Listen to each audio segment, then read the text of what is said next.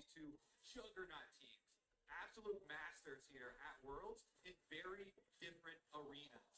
T1 masters of snowballing these lane phases into mid-game and into end of the entire Nexus. Meanwhile, JDG, they've not put a lot of effort in a lot of their games into getting huge early leads, but they have been explosive in their mid-game team fights and actually have a quicker average game time because of it. Well, I don't really like this from JDG because you know T1 is going to try and aggressively spec dragons, but they won't have the opportunity. We do see Knight already here. Doesn't look like T1 is going to be able to contest him.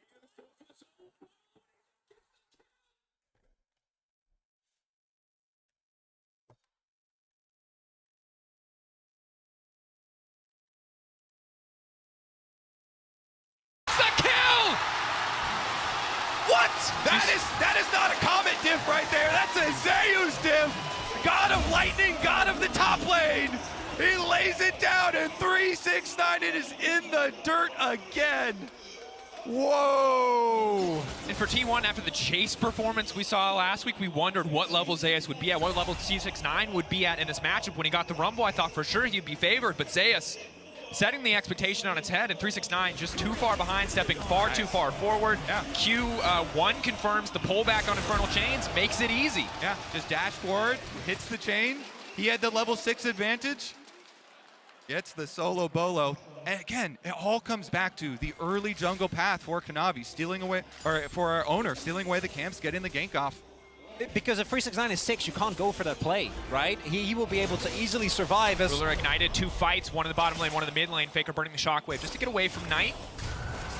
Now the curtain call coming out. Ruler gonna sidestep 1, slowed by the 2nd, looking for 1 more, but missing there just in time to deny the kill. Guma 4 shot now pushing in. Jin notoriously bad at pushing these towers. Probably not gonna be able to grab a plate there, but Ruler's so low, maybe they can get it done. Is Owner still controlling, total control on the top side from T1. Mid lane matchup getting a bit closer. Guma playing very aggressive with the power of the journey. See there as well, the confidence from Ruler, knowing that Missing was there, not using his flash, only invested its cleanse, but T1 still going to be happy there towards the bot side of the map. I think the big thing for JDG is to not let the map snowball from here. That early Drake actually makes a really big difference because we know this team is going to play for, say, 1-2 item spikes and the 5v5. So delaying the point where T1 forces you into a must-fight scenario with Drake stacking early on has already been delayed. And then secondly, Knight has been able to do a really good job of mitigating the early presence that Orion is expected to have by just staying on CS parity. I have to say, especially with the early money and being behind, the early money going into Oblivion Orb and being behind, this Rumble is not going to have the same impact that we have seen Rumble at this tournament. Those team fight ultimates that he is supposed to bring for these objectives are going to be so much weaker than you're used to seeing. I don't know if the threat is even going to really be there for JDG, so T1 are going to feel very confident about this mid game and try and snowball here. Owner up to the top side does see Kanavi as he comes over with that Scryer's plant, but they're calling up everybody here. This is going to be a full 5-on-5. Both bot lanes coming. No ultimates available for either support. There are ultimates for both Ruler and Guma. We'll see if T1 is able to contest here. No flash for Keria, has to be a bit careful about how far forward he steps. Kanavi ready with the ultimate, Zeus strong. Getting low. But opted for lethality. He's still relatively squishy, all things considered. Zeus still stepping forward with the Infernal Chain, looking for the lockup. Tempered Fate now coming in, isolating Knight. Knight right in the back line, and Owner immediately with the follow-up engage. Zeus still standing. Now finally the bias going in, but it might just be too little too late. Knight, fancy feet to the back of the fight. Zeus ticking, burning, but the shutdown is 369. But now they're just fish caught in the barrel, waiting on the slaughter of the curtain call. T1 stepping in and dominating the Herald fight. They force all of their flashes over the back of the pit and then still chase down 2 of the kills. That initiation, Keria Bard ultimate into Owner, timing the Rel engage right afterwards is massive. And the nightmare of the Jin turns into a dream for T1 fans as this Herald fight goes their way. It is the setup here initially, looks a bit clunky, but Owner gets the combo, immediately forces out the ult from Ruler, and this is where, if 369 isn't so far behind, maybe it's enough to turn the fight, but instead, everyone is already low, the equalizer isn't enough, and JDG are fish in a barrel. And you just saw there, Rumble flashed and still died. Gumayusi killed him. Missing flashes, Missing still gonna die. He gets killed by the Jin again. Keria Bard tunnels them over. Knight dies as well. Let's see about the next fight, because now there are going to be 0 flashes on the side of JDG. Faker, Kanavi still have theirs. Zeus, no boots yet. No magic mantle. Working steadily towards what we assume will be a Duskblade here as he backs away. Maybe suspects the play from Kanavi.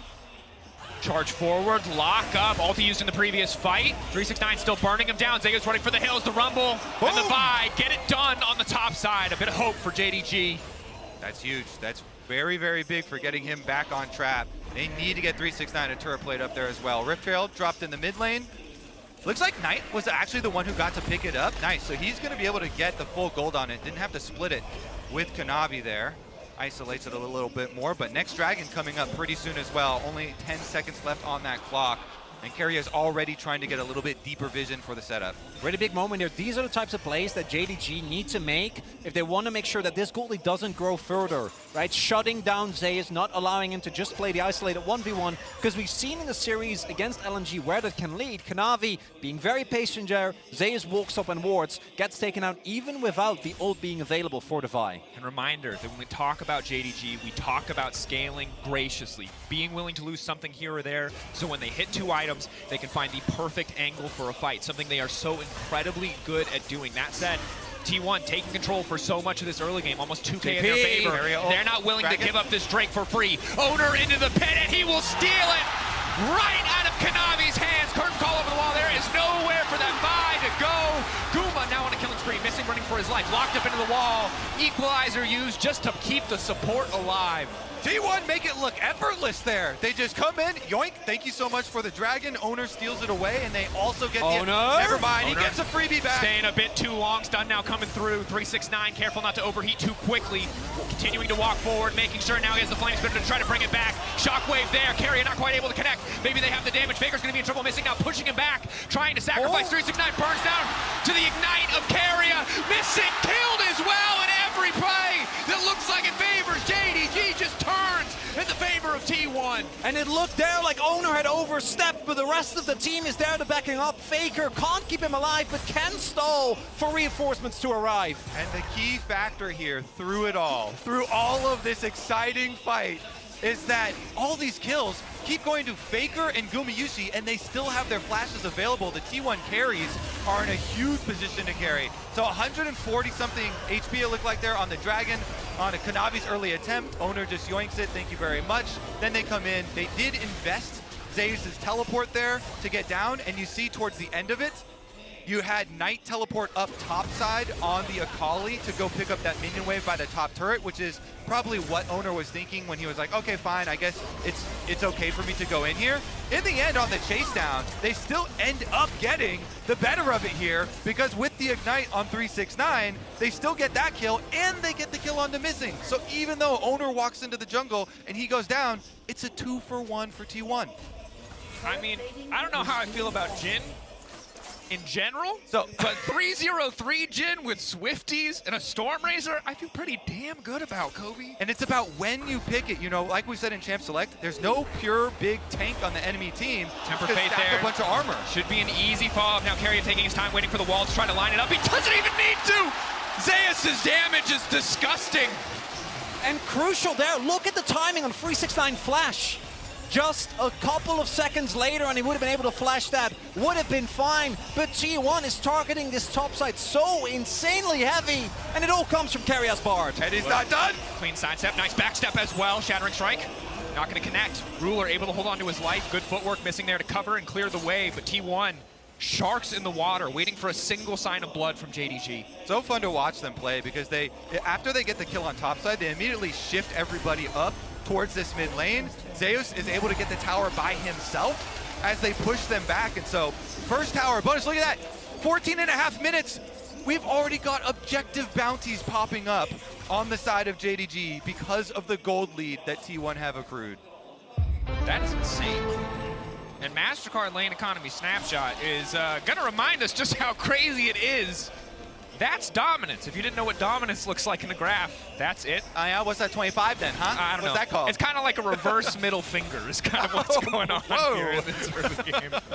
And that said, T1 they're a team that's loved around the world, right? They're heavy favorites in the vote, but coming into this tournament, JDG felt like clear winners. Felt like probably an easy golden road given the meta, but T1, you know, a chance for redemption for a roster that's come close so many times, and they're making good on all that faith from all the fans here in Busan showing up in game one. Kind of player from JDG. They know they can't contest because of the item discrepancy, to try and get maybe a kill towards the bot side of the map, maybe pick up a bounty. I think they should be able to shove in the turret here, but it is going to be the Herald going over this time around to T1, and this dragon stacking is going to become a really big part. I think the first Drake that JDG got is still something they're going to be super happy about because it denies a really early Ocean Soul, because we haven't really talked about it yet, right? But T1 in particular, if they can reach a point where players like Zeus, even with this lethality build, can just sustain for everything, it becomes really hard for JDG, because their Rumble is so far behind, to actually have the damage output until you get to way later in the game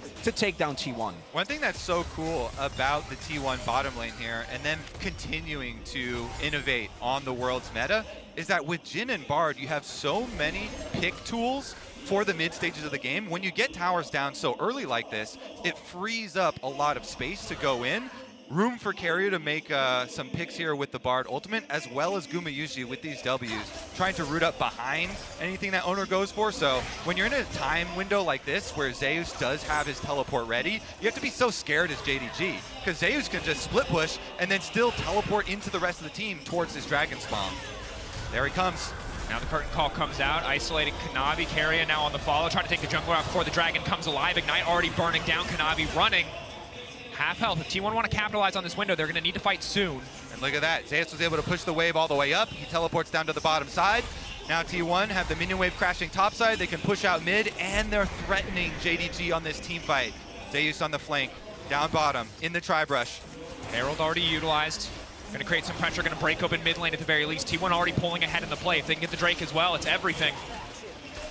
Owner waiting in the darkness. JDG, this is such a tough angle to fight from. Continuing to stay around, continuing to stick around, willing to give up so many resources. The crash in mid lane already happened from the Herald. The tower slowly but surely crashing. Or rather breaking down now as Dragon still aggroed here. Carrier playing on the edge. Ruler going through the portal. Feathers fly, but to little effect as JDG just have to run the pullback over the wall. Now they're just trying to isolate and take out Zeus. Big gold influx for the side of JDG. Can they take the fall fight? Already the equalizer burned. Carrier running through the magical journey. Everybody trying to get out, but Owner will be denied. Owner cannot find the escape, but it doesn't matter because T1 are there in time. Missing, trying to fire back. Gumayushi out of ammo, desperately trying to reload, but here comes the kunai. Here comes Knight, the flash away to safety. 3 shots left in the barrel. Manages to lock him down, playing on the edge, missing. Has he stabbed Faker's coming! Far. Faker on the flank. No shockwave. A lot of help. Has to play careful here. Knight, no ultimate. Needs to make his way out of this one. The lockup there from Guma from so far away. Owner coming in, the pullback on the missing, trying not to stick around for too long. One taken down already. Knight now going in, trying to turn it back. Guma says not today. Guma puts it right between his eyes as Knight goes for the kill. But Faker did so much work in this. He's able to get back to the tri-brush. His shockwave buys them the space, and then he chases down the extra kill. And for a moment, it looks like what I can only imagine must have been a mistake with Ruler taking the gate there. JDG is almost able to take him around by immediately collapsing onto Zeus. Even with him investing his flash, he ends up going down, and that's a lot of gold for T1, gone right from the get-go. And that is the Akali ultimate, it is the Vi ultimate, and it's a bunch of tower dive damage. So then when Faker is able to teleport down and reposition here by the tri-brush as well, his shockwave splits them, and then look, he just runs down Ruler while Knight and Missing are trying to chase Gumayushi. But Gumayushi, critical flash right there. He dodges the E from Knight. That is lethal. He's able to avoid this, and then Faker's able to chase them down. The W coming through from the Jhin as well to root up Knight. And that's all she wrote. Owner poking around, landing. Guma takes him down. At the end of the day, we saw in the picture Game plan for this team. We saw before the dragon even went down, the mid tower's down. All the goals that T1 wanted with this composition have been accomplished. They're opening up the map. They've taken away the dragon stacking possibilities from JDG, and they have the gold lead to snowball with. So now without these outer towers in mid and top here, T1 are going to continue to look for picks. Owner pushed back, contesting a bit of vision here as Guma tries to get mid priority. You can see Faker opting for a defensive build in the Akali. Knows that if he wants to go onto that side lane, he needs something like a Banshees to make sure he does not get picked off. Diligence in the itemization of T1. Locket as well coming out for Keria, just to make sure that it's that much harder to burst through Guma Yushi. And with JDG so far behind in so many positions, they might just not have enough damage to finish off these priority targets. Keria going in. Lineup not quite there, but the captive audience now coming through. Missing, trying to back up. Shockwave pulling back just to kill the Alistar, but they get the tier 2 as well. The range on this composition, baby. Look at those picks for T1. The cow is down, and they're going to get a free bottom tower. Look at the mini-map. Zeus, free to split push to his heart's content. The last outer tower. The defense is here for JDG, crumbling. Keria, perfect predict on the Shuriken flip means the lockup is there on a Knight. He goes into the Shroud. Kanavi ready to give his life to protect his mid laner. They're now going into the backline straight onto Guma. Locked up with a Temper Fate, doesn't quite connect to the Jin. Burns to the ground. JDG trying to hold on to hope, but here is Zeus. Here's the top laner right as they need him to crash down the pull back on the Infernal Chains. Ruler. Missing goes in, but he cannot find the edge. Ruler still stands, but he doesn't have the angle to attack. He doesn't have the angle into the fight. The Shroud will take Knight out to safety, and T1 stands strong despite the kill on the Guma. As long as T1 doesn't get anything, though, you'll take that as JDG. That is a big shutdown going over. Guma actually going down there means that at the very least some gold will go into the pockets, but you gotta imagine as soon as the Baron is going to get started by T1, their take isn't amazing, but that has to be the next objective. Keria there, knows Knight's gonna go for the E on his tumble backwards, stuns him up, hits him. But here's a look at the encounter. It is so beautiful. Kanavi locking Guma up, and then they get the root from Ruler. He doesn't even get to move, and Guma Yushi is dead. Yeah, if Guma gets caught in the Bard Earl there, then he actually survives, right? It is the fact that he just barely, I think, got knocked out of it there at the end. And as a result, ends up going down. T1 tries to get more extra kills, but won't find it. But this is the real test for JDG. Even with the deficit, can they maybe find a big wombo combo on top of a Rumble Ultimate when T1 goes for Nash? And a test for T1 to make sure that they can take this Baron cleanly or continue to push their advantage forward. So many teams, this is where it all gets thrown away around this massive objective. JDG, though, continuing to just fish for picks on the side lane, not eager to force the 5v5. The deficit they're at, it makes a lot of sense. 7K gold advantage for the side of T1. People usually, as we have Owner getting into some dangerous territory here. They'll walk away. Rumble's recalling right now, and Rumble doesn't have teleport. He's Ignite Rumble, so there's no way they actually try and fight it. All right, JDG, they want to defend their vision, but they have to choose their moment. They're so far behind that now, if they lose another fight, then that will be Baron, and that will be the end of the game. That will be all that T1 need to end it. Big thing here, though, is that that ward isn't spotted by the control ward. So there is 100% knowledge for JDG whether or not T1 has actually started up the Baron. So JDG can just sit there, bide their time. Missing walks forward, immediately forced to break the Unbreakable Will, or to pop the Unbreakable Will. That was an immediate cost to curse. Sorry for your flash missing. To be fair, he knew they at least weren't on Baron, even if he wasn't sure of anything else. T1 have started this one. Guma in the area. Again, a slower Baron normally, but they're so far ahead with the Jin that it might not matter. TP from the Akali. Knight in the area now. T1 maybe just going to fish for the pick here. Already got one advantage. Tempered Fate onto Kanavi is big. The lineup is there. Zeus immediately going to look to knock him down. Can they find it? Kanavi now going right back into Zeus. Owner in the area.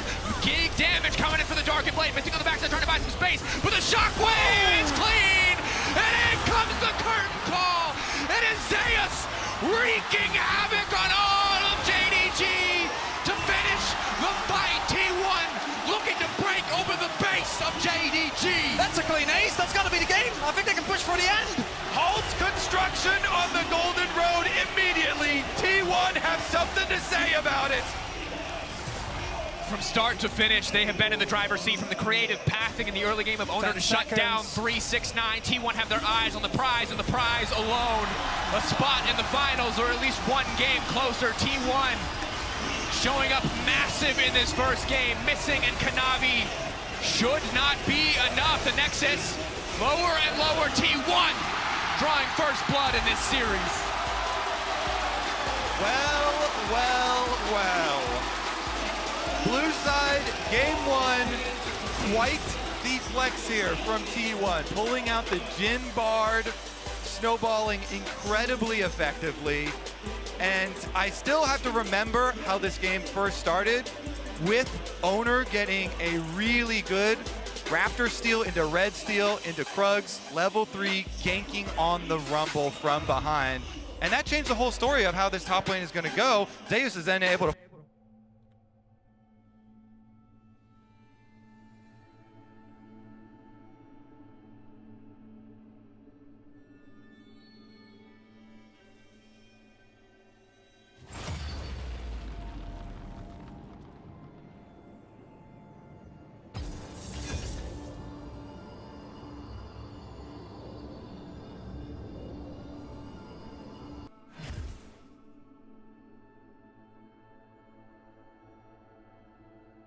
Hello?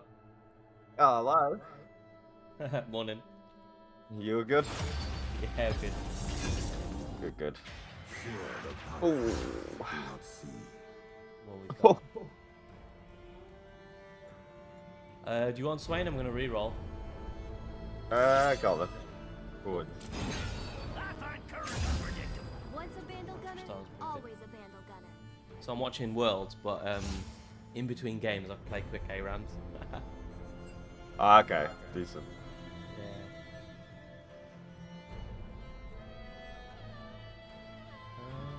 Do we need a tank? I think we should be alright. We've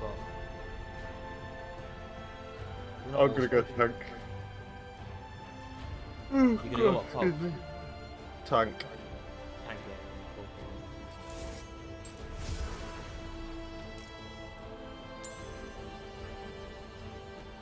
I might go for allies first.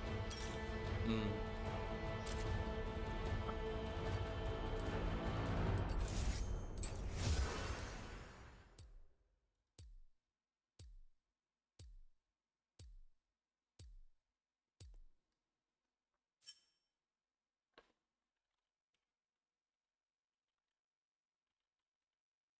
Oh, yeah.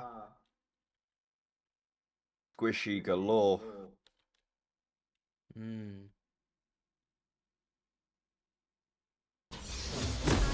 Volunteer to try. Should go in the Malvern mid game with Echo and Rengar, even you. Are you going to Rod? Yeah. I got turned at war. This is loud. There again. Rod of Age? Nah, I'm gonna go Jack Show. Can't wait to try this out. Let's see all the. Oh, I didn't buy any pots.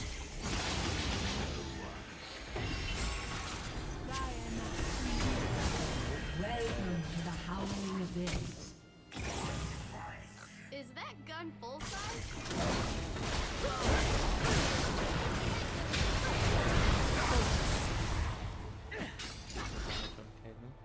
Minions have spawned. Got 2-3 stuns. Look, Sarah. Yeah. I just need a Well, point I took of tenacity As well, which you runes get as well. I guess I'm just gonna play backline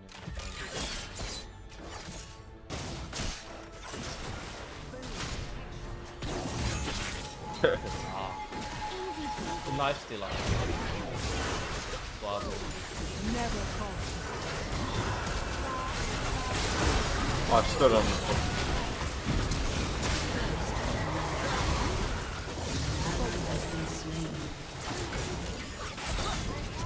What is the point in Ghost when there's an Ash? What the hell?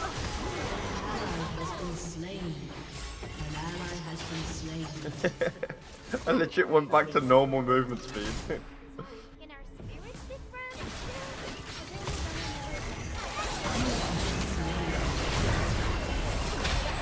Never fall.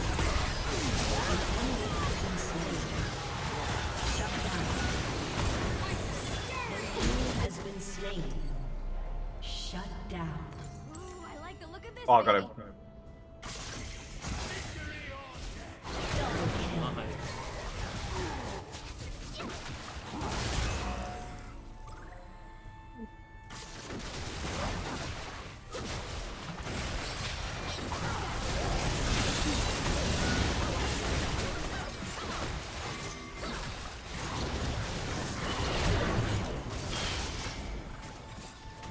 Ashe seems actually pretty good. He's not if you're going ADC as well, he's going to do a lot of Maybe we should shoot fast. damage, a lot of stuff. See, I respect ADC Ashe, like, instead of going for the normal shitty build with Leandri's Yeah, slow. it's like 30% ability haste nerf on Iron. Oh.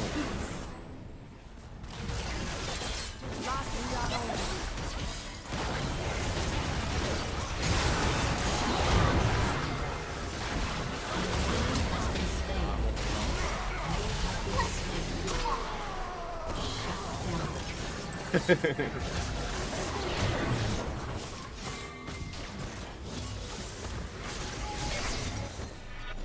to the action. They will need to be at full HP to engage together. That's not easy. Yeah. Oh, definitely. Oh. Okay, I got more allies as well.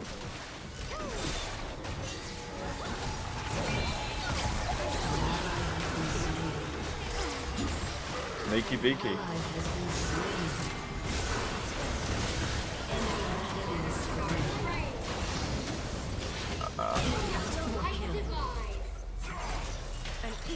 I missed. Gotta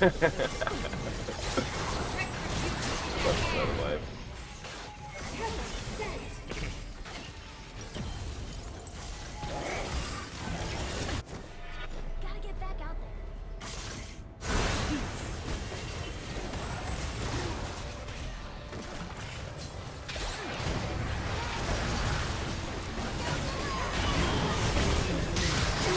Oh my god, I got one shot.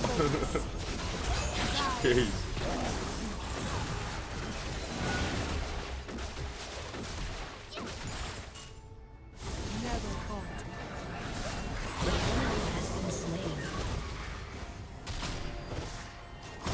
Get in my way. Yeah, there's so many traps.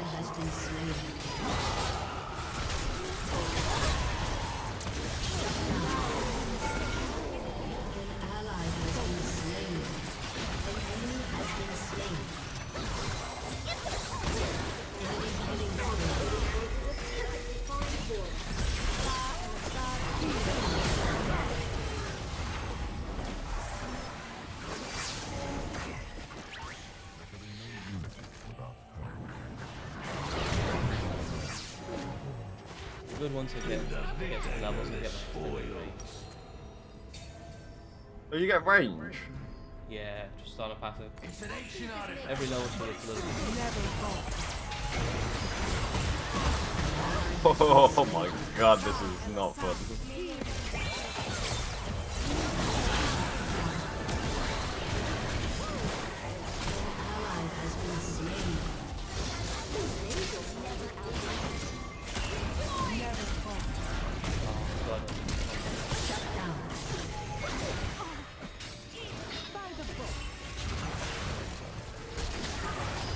Too good!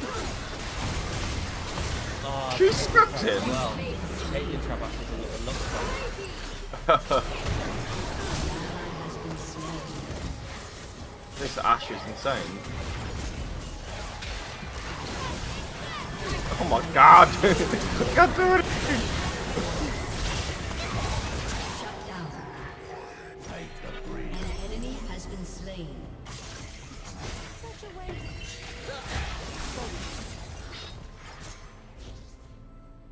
I need to focus Ashe.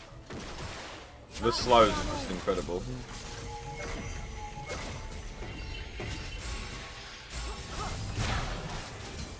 Oh, I hit someone. Oh, I've just for it. Go start it! You don't hurt him if you don't hit him.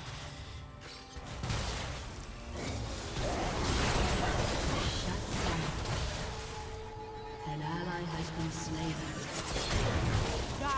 see the fireworks? So easy. Okay, I got both storms.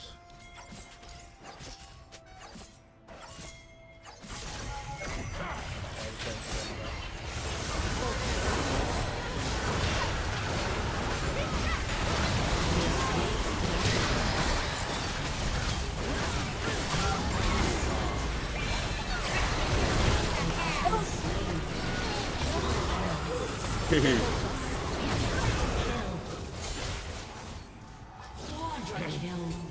Okay, he's fed. Aced. He is no fed.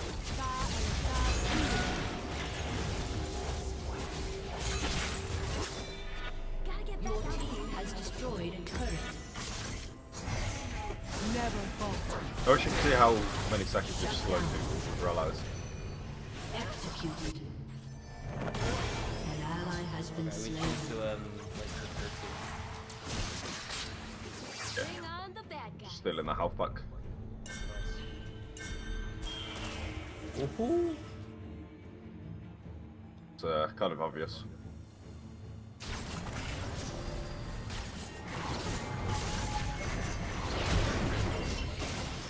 Bait into it.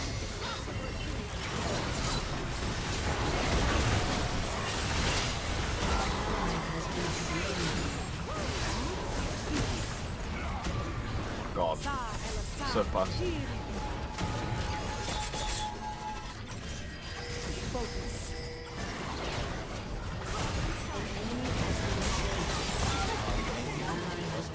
Is this Ash actually scripted or something? She's incredible. Oh.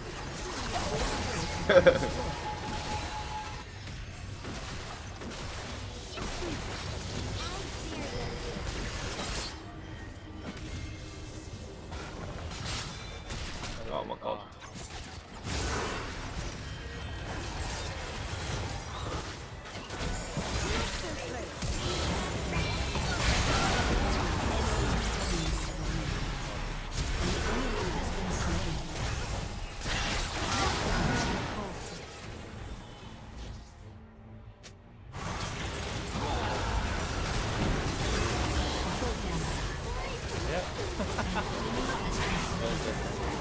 Enemy double kill.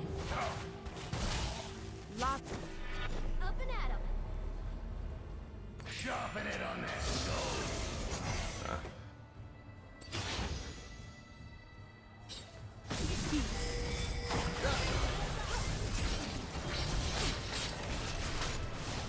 Ally has been slain.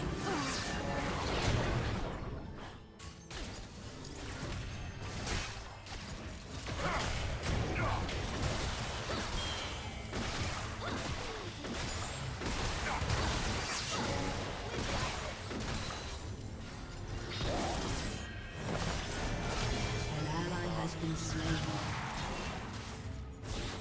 Hey, come to me! I'm tanky. Oh.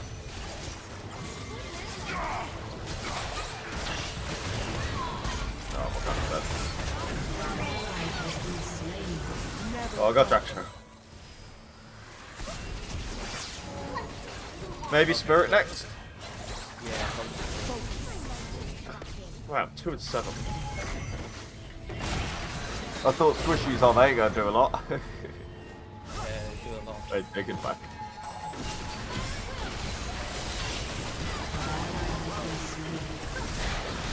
Who's that fucking Bronson emote?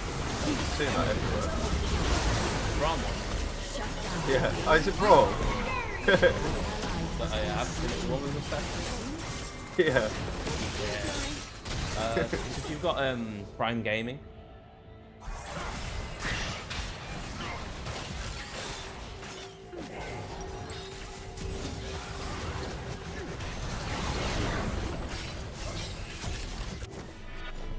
Easy peasy.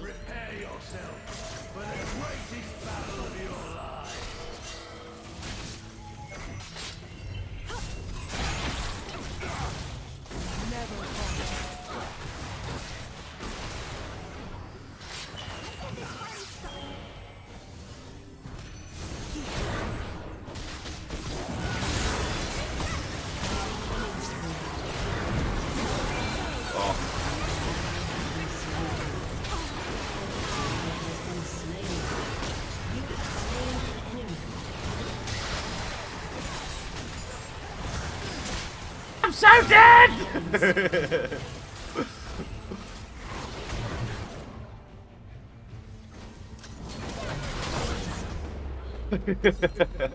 Might as well suicide. There's no point in being on 5 HP. Yeah.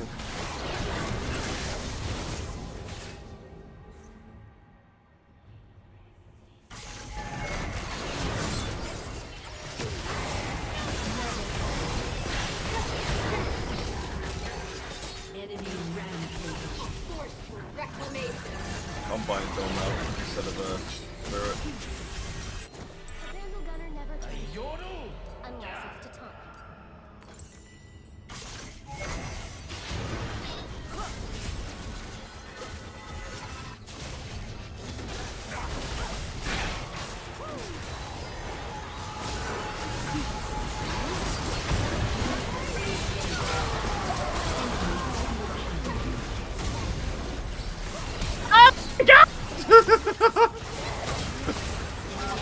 Oh, the fucking OP, man.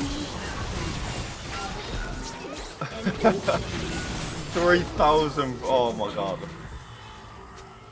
She's gone anti me. Jesus. Aced. Jesus Christ.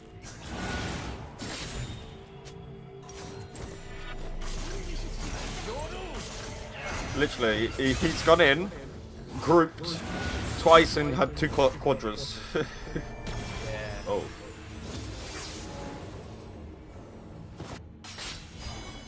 I didn't have my ult. Oh, I'm almost 16.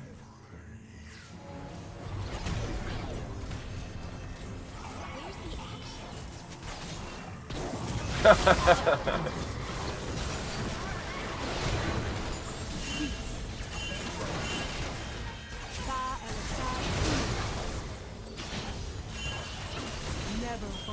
think we've got 6 stuns now, haven't they? Or is it 5? Nico's got 2. 8 doesn't have any. 1, 2, 3. Got a W, isn't she?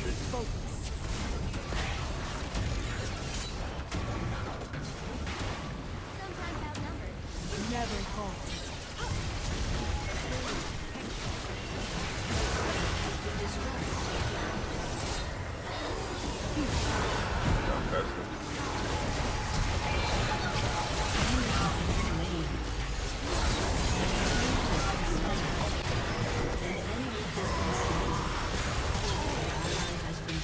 Never fall.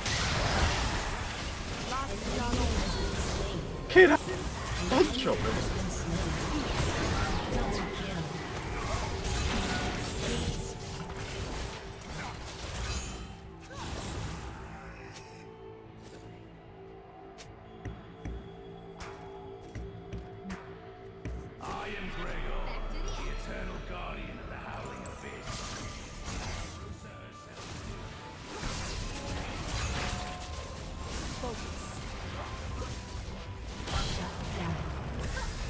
Oh my god. Has destroyed a turret.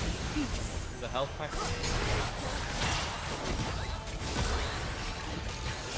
I'm dead.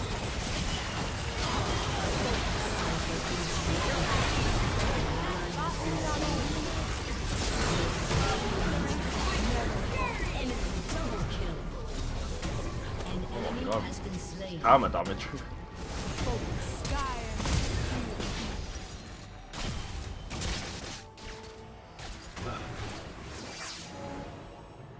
See, whenever I buy Jack Show, it feels like it does nothing. Like 458 health drain, I just can't get close to them.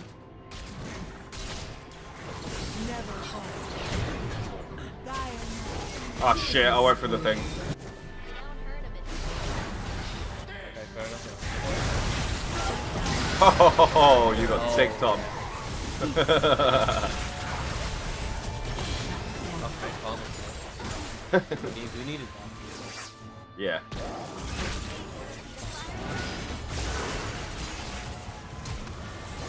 Shut down.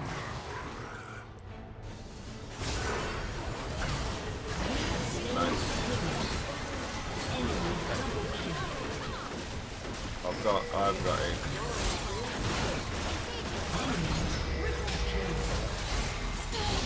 it. Yeah. Yeah, sacrifice for him.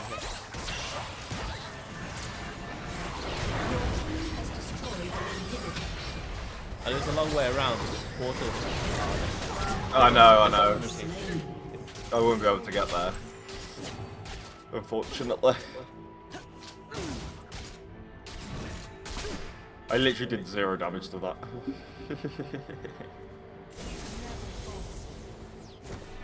Gotta get back out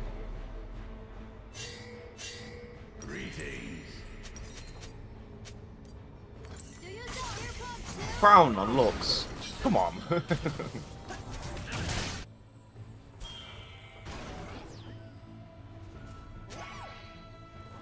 I mean, it's blocked 2,500.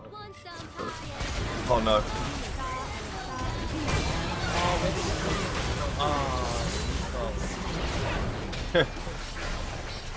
Oh my god, I'm getting picked up.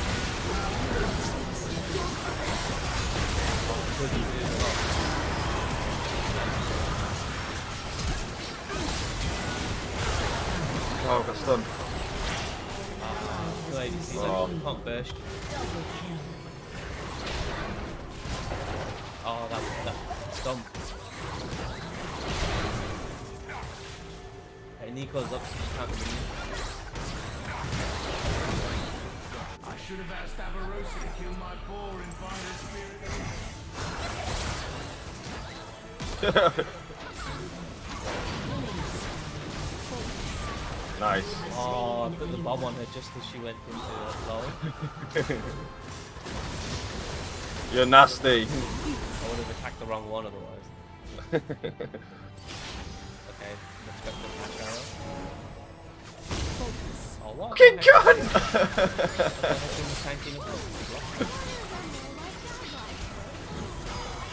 Oh, I got the crown. Lovely. Never falter. I ain't tanking that, I just took the ult. we should fight here, so she's wasted traps.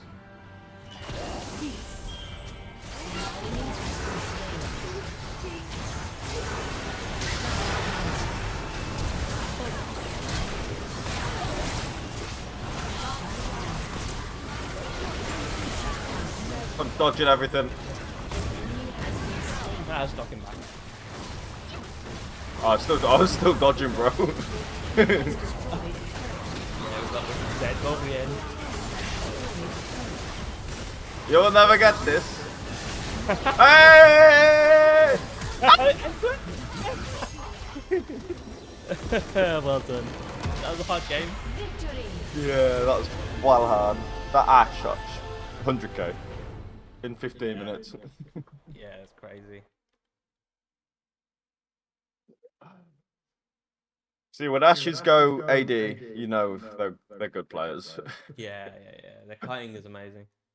Yeah. Alright, but I'll the legit game's thought she was already started. I'll probably play my next ARAM when this game's over, but I probably won't catch you at the same timing if you're still on.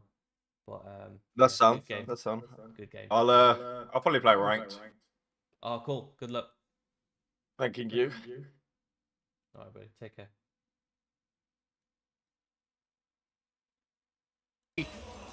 Really good timing there for Konami to go back in. He waits out the barrier from Carrier, then flashes in, gets the extra kill. Konami Stay out of W.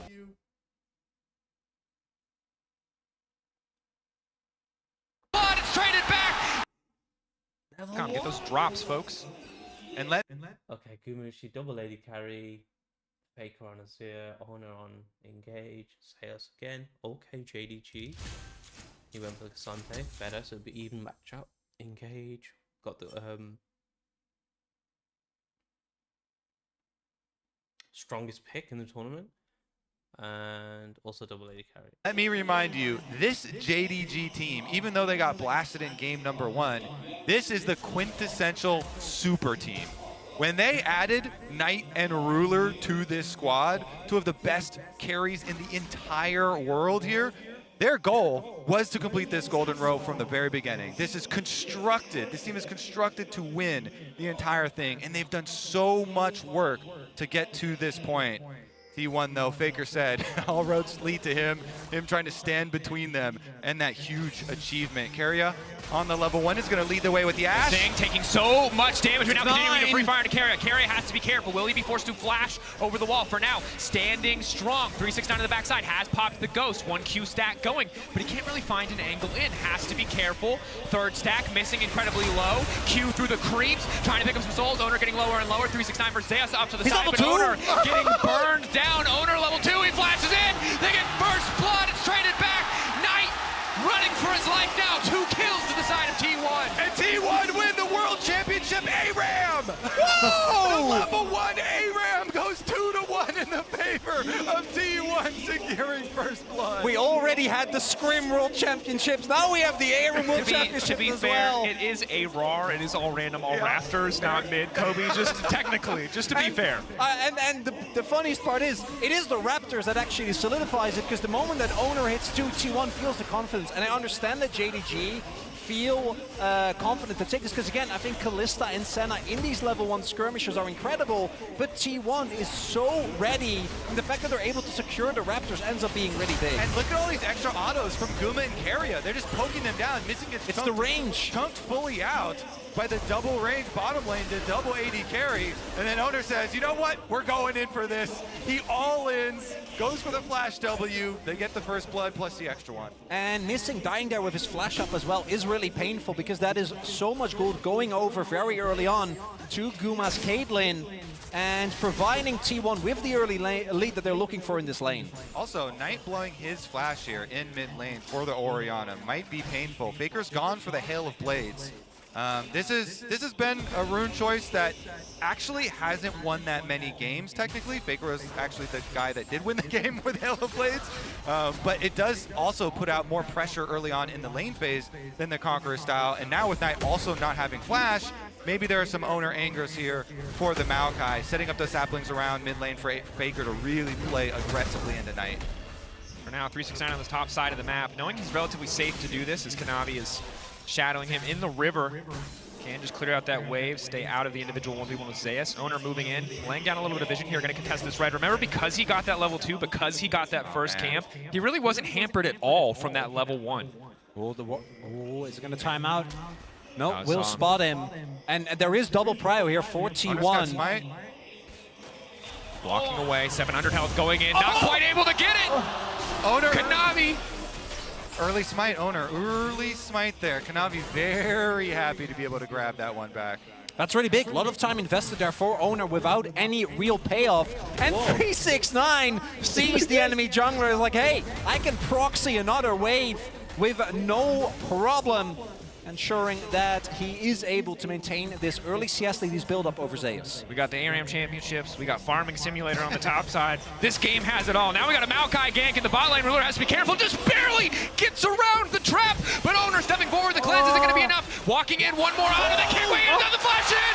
Keria seals the deal! Missing, trying to fire back with Keria! Blinking! Kanavi! Kanavi looking for one. That's one! Knocked down! We've seen the scene in Arcane, you know exactly how this goes. Flash in, hits him with the fisticuffs, double kill! Going over to Kanavi.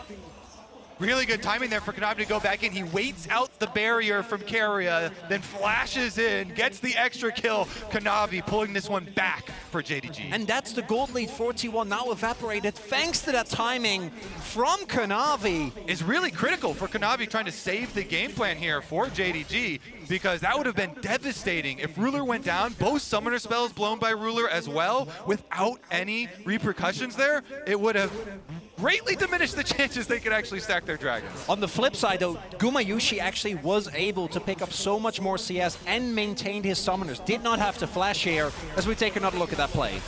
Okay, so Owner trying to chase them, past the trap here, goes in, he gets the cleanse out first, and then Keria waits for his timer, flashes forward to get the extra kill, but Kanavi, we know, coming around the outside, and he picks up the first one on Owner really nicely, then waits patiently, wards in the brush even though there is a control ward there, flashes in as soon as the barrier's over to get number 2. Missing flashing in the backside there, just to be careful. Ultimately, it's just kind of a mess on the bottom side. With some good kills traded back and forth there. Zeus level 6, but at a man disadvantage, we'll make it back. Dark and Blade just locking down Kanavi briefly as Zeus will just return to the top side. Already 369 picking up some Thorn Mail. Bramble Vest, Brad. It's like, it feels like the first moment that we've had in this game where there is nothing happening, where we have a little bit of downtime. I don't know how long it's going to last, because Owner is already wrapping around. Does get spotted in a second here by Ruler, but there's no downtime. There is only fighting. Owner on the bottom side of the rift. Keria will back away. just fighting to gain control of the lane. They've got no jungler in the area, but Missing just going to do what he can to clear out the saplings and try to protect the control ward. Will get taken away here. And you can tell, they had no idea where Kanavi was because that Ashe Hawk shot went to go over their own Raptors and Krugs to see if Kanavi was counter jungling at the time, but Kanavi was on his way down towards that fight, down towards the bottom side, so Owner has to get out of there.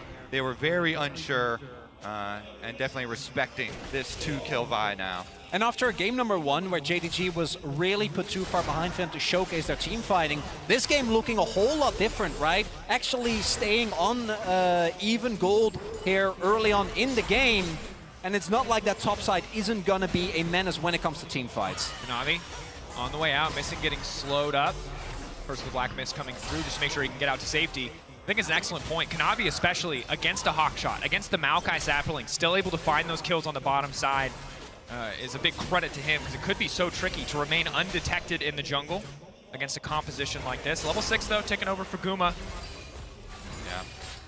While there are so many stars on JDG, Kanavi's been the one on the team for the longest with his 4-year tenure here and is going to be a key component this time around, especially those junglers looking for their level 6s. Oh, 369. Doesn't quite have the angle to get the pull back there. All right, walking up and grabbing the honey fruit. Will be spotted on the vision. But just there for a little bit of extra laning sustain, the 369 is going to do his best to pick up these creeps. Has the biscuit, so no concerns on the mana front. And I think the Kanavi angle is something that people have to appreciate and respect, because this is a guy that after his time in Griffin, it was kind of a question mark as to where his career was going to go. And those initial years on JDG weren't nearly as glamorous as this one has been. So the fact that he has stuck with this team through thick and thin, that the organization has stuck with him to reach this point against T1 is a testament to the tenacity of that player. There is also just, even when JDG wasn't nearly as successful as they have been throughout this year, already so much talk amongst a lot of LCK junglers as well about the creativity. A lot of early meta developments were spearheaded by this player. And he is the one with the most gold on JDG right now. And we'll see what impact he can have in the skirmishes, because the follow-up CC on JDG is, I think, a really big part of how they want to play out these early skirmishes. All right, Owner should get level 6 off these Wolves, I think, for the Maokai. And Kanavi's already starting up Rift Herald, so it should be a Dragon trade for the Rift Herald. I don't think T1 want to fight anything up on the top side of the map, and they'll be happy actually to trade these objectives. But that does mean JDG will have the extra pushing power and try and snowball here. Big gold injection from this Rift Herald, and already to a very rich Vi. They're going to have to make a very big Vi ultimate plus shockwave play to make this worthwhile. Also do note, and this is something in the last game Zeus got away with, because Kawan, he was mega fed as old. The gank from 369, pushing for a bit more, but nothing going to come from it. Just an ult for ult trade. Vi stepping up, Kanavi ready to go. Just baiting out the Darkened Blade, however, Zeus to clear the wave and should be fine. But as I was saying earlier, the fact that Zeus is going for this full lethality build, as Owner does get spotted, there is almost teleport available for Knight, so we'll see if a response is available here. Kanavi also making his way over. Just the fact that in the 1v1, Zeus is going to have so much less pressure than he did in the last game. It's going to force T1 to meet JDG in straight-up team fights. Biggest power spike on the whole map right now, though, is Kanavi finishing Divine Sunder. With his 2 early kills and his Rift Herald gold and Vi ultimate ready, the power is in his hands here to turn the tides for JDG. Zeus waiting till the last second to cancel the back. Does it now. Unstoppable from Cassandre. Still gets pulled back. Not going to cost 369 much of anything, just delaying the recall. Trying to mess up the timings here. From the side of JDG, good news for T1 is that while it's not as dominant, Guma and Carry have been able to grab a couple plates on the bottom side, the power of this pushing bottom lane. It will get harder, though, as we get later into the game, missing 38 souls. Every 20 souls, he's been getting 15 AD, 20 range, 10% crit chance. So despite the fact that he has almost no gold income as a support, Senna will become a threat eventually. Outside of specifically the Ashe, though, and even Ashe obviously has a lot of value, but I do think she falls off as we get toward the late game. Oh, arrow? Nice back cancel there. Thank you for that, Carrier. The rest of T1 still is a really big late game menace, but you are meeting JDG in their biggest comfort zone, which is going to be the team fights. We'll see if T1 is actually able to stack up the early Drakes here with Mountain and Hextech already out of the pool. We'll see what ends up being the soul Because if JDG is able to snowball with the use of that Herald, might be tough for T1 to find a similar grasp of control as they did in the last game. And that recall interrupt is actually really big for T1. It's going to allow Guma to get at least one turret plate here with Keria helping him push. Maybe they go for two. Maokai on the way as well. Cleanse up and available for Ruler. Missing has to be careful about stepping too far forward. Faker in the area as well. The flash, potential to make some plays, but the response, Herald being dropped in the mid lane, at least 2 plates for Knight. If they want to commit, instead they're moving down into the river to maybe try to leverage the power of Kanavi here. Again, power spike's pretty limited. Obviously stronger than the Righteous Glory. Flash out from Kanavi. Traded for the ultimate of Faker. Overall, very positive trade for T1 coming to the next fight. Get his flag. All right, let's see if that does get punished. There's a slight bounty. The only bounty in the game is on Kanavi's head, so no flash. Slightly higher chance here for T1 to collect it. But the mid turret plates kind of making up for the bottom side push there that T1 got. So JDG getting some money happily over there into the hands of Knight. The Orianna Shockwave in their hands this time around. See what they can do with it, because Kanavi's going to help him get another turret plate. Alting, no one there to body block for Missing. That could be disastrous. Keria behind, Zeus behind as well. Kanavi going to be in trouble. Ruler now trying to run for his life, kiting this one out. Zeus keeping his eyes on the Callistas. Kanavi in the backside will find one. Knight with the Shockwave, at least managing to lock down the trade kill. This is huge for JDG. They did not teleport 369 in. That is a teleport cooldown for Zeus and a 1-for-1 with both junglers going down. 369 gets to stay topside and get turret plate money.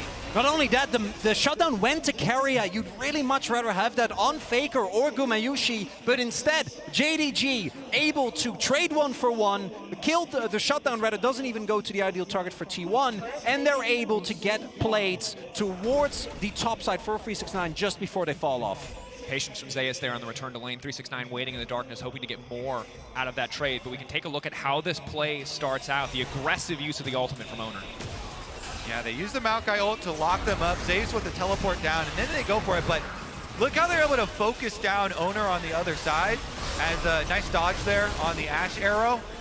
Goes 1-for-1, and with the extra rend, slow down here, they're able to kite away, keep T1 without getting too much damage dealt to themselves here on the side of JDG, and that means we're going to get some extra power spikes coming in as well. Knight very happily finishing up his Ludens, as is Faker. Now, the one advantage that T1 was able to get is that summoners are now down on Ruler and Missing.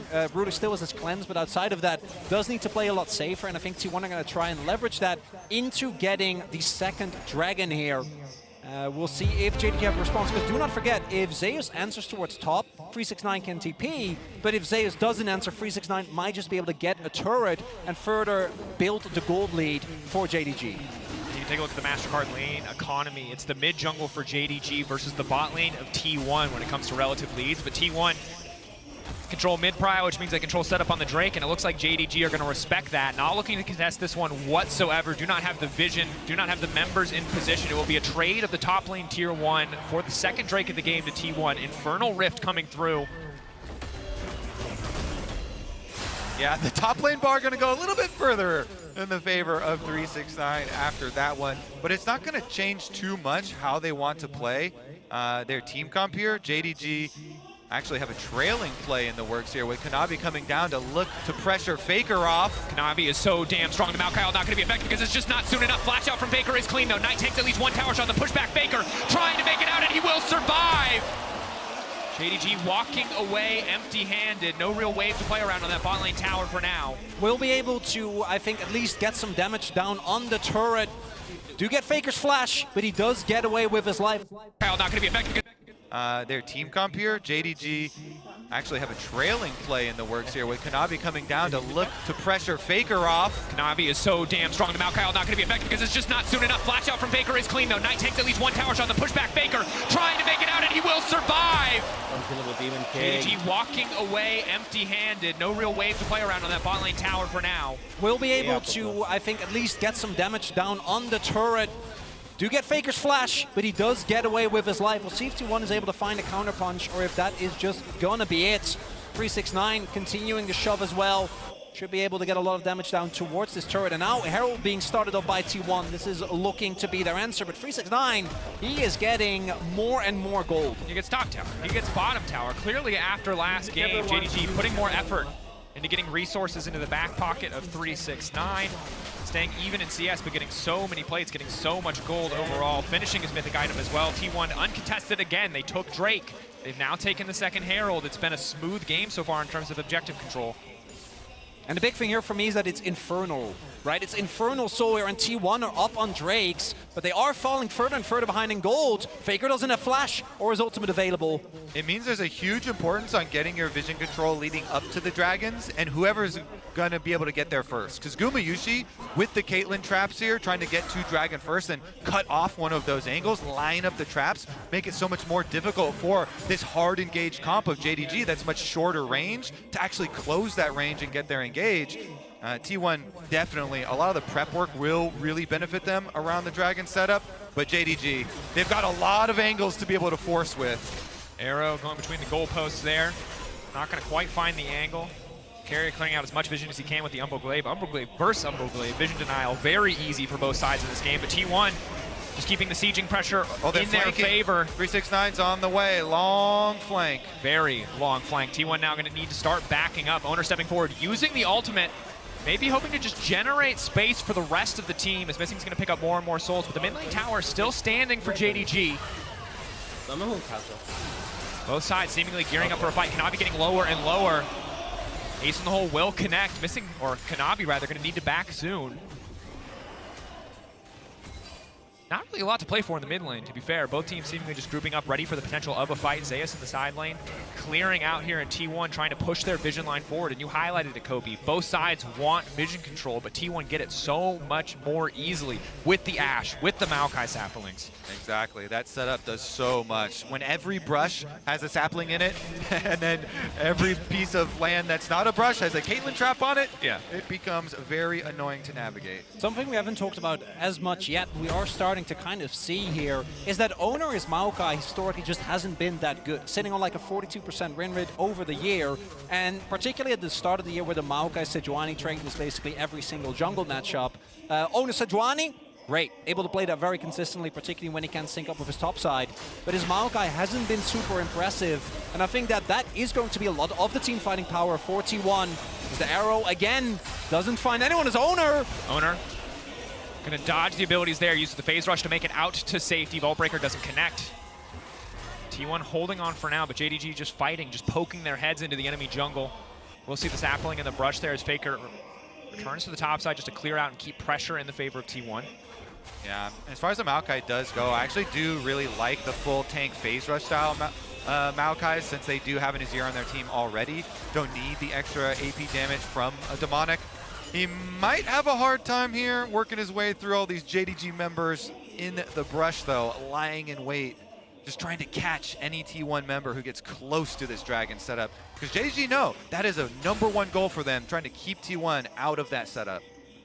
Certainly is. The other big thing to keep your eye on is item spikes. One item and some change for just about everybody on the Rift. See if anyone can hit their second item before we get into this third Drake. Baron on the table in 30 seconds, but I can't imagine either side will rush it. Instead, the Infernal, the center of attention, nearly perfectly synced timers on the major objectives. And it doesn't look like we're going to see any other major item finishes. Ruler backed, but just a pickaxe and a longsword. Guma also just shy of his second item. And right now, T1 are moving into the river. The vision control still not too bad here for JDG. We'll see 369 also on a possible flank angle. Ace in the hole used early just to chunk out Knight. And again, this is the struggle of the JDG lineup, is how do you gain control?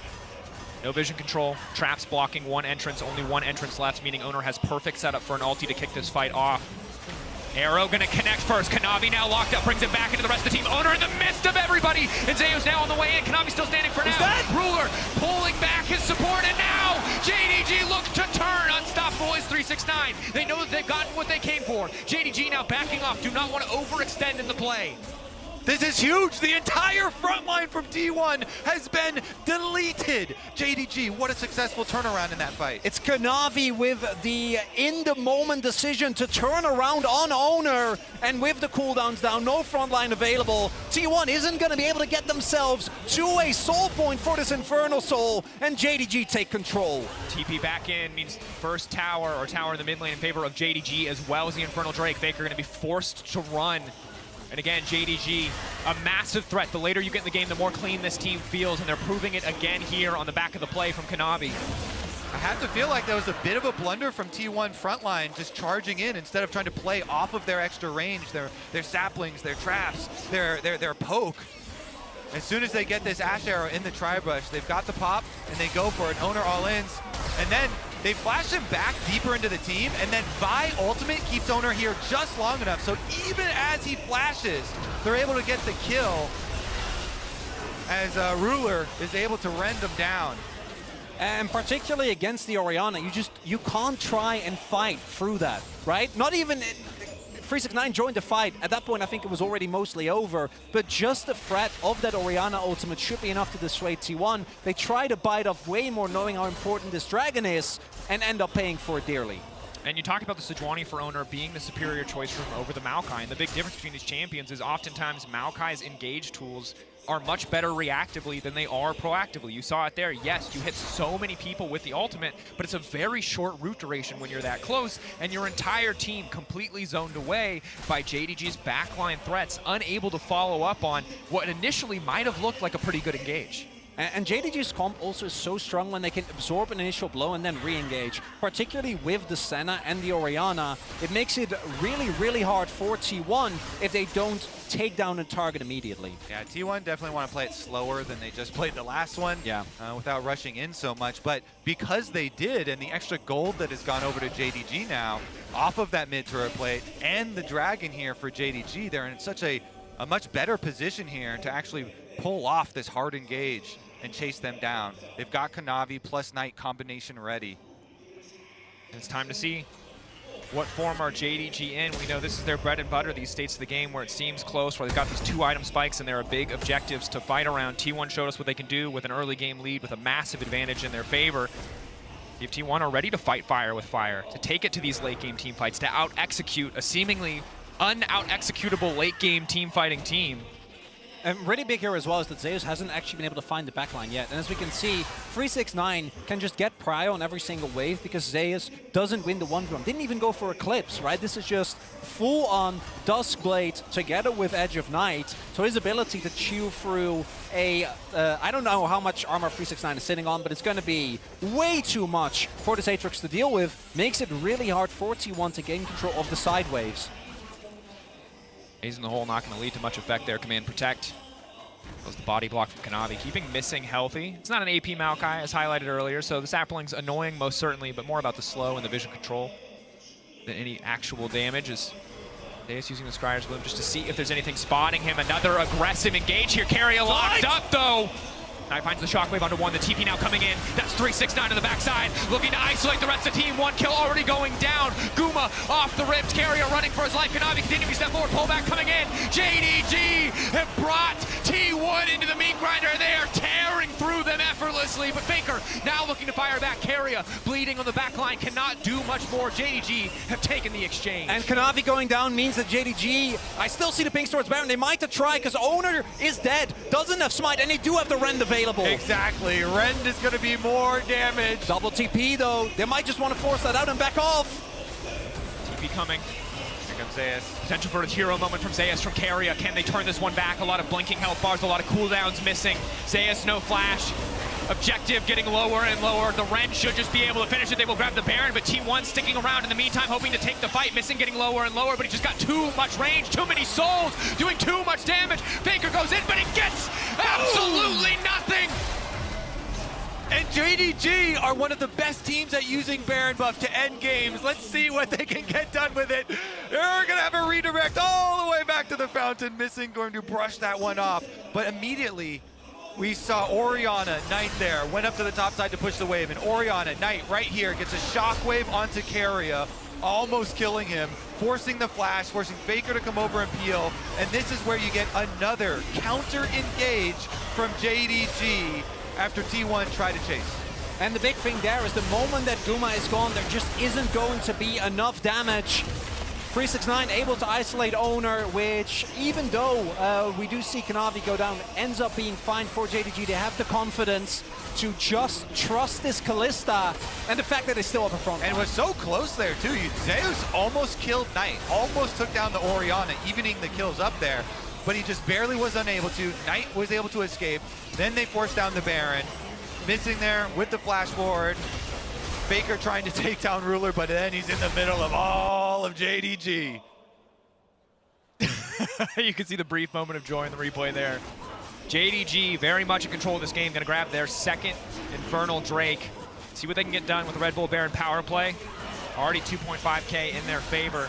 Expecting to break down some tier 2s here, but again, a lot of great defensive tools from the side of T1 to at least slow this push down. All right, buying time for the split push here.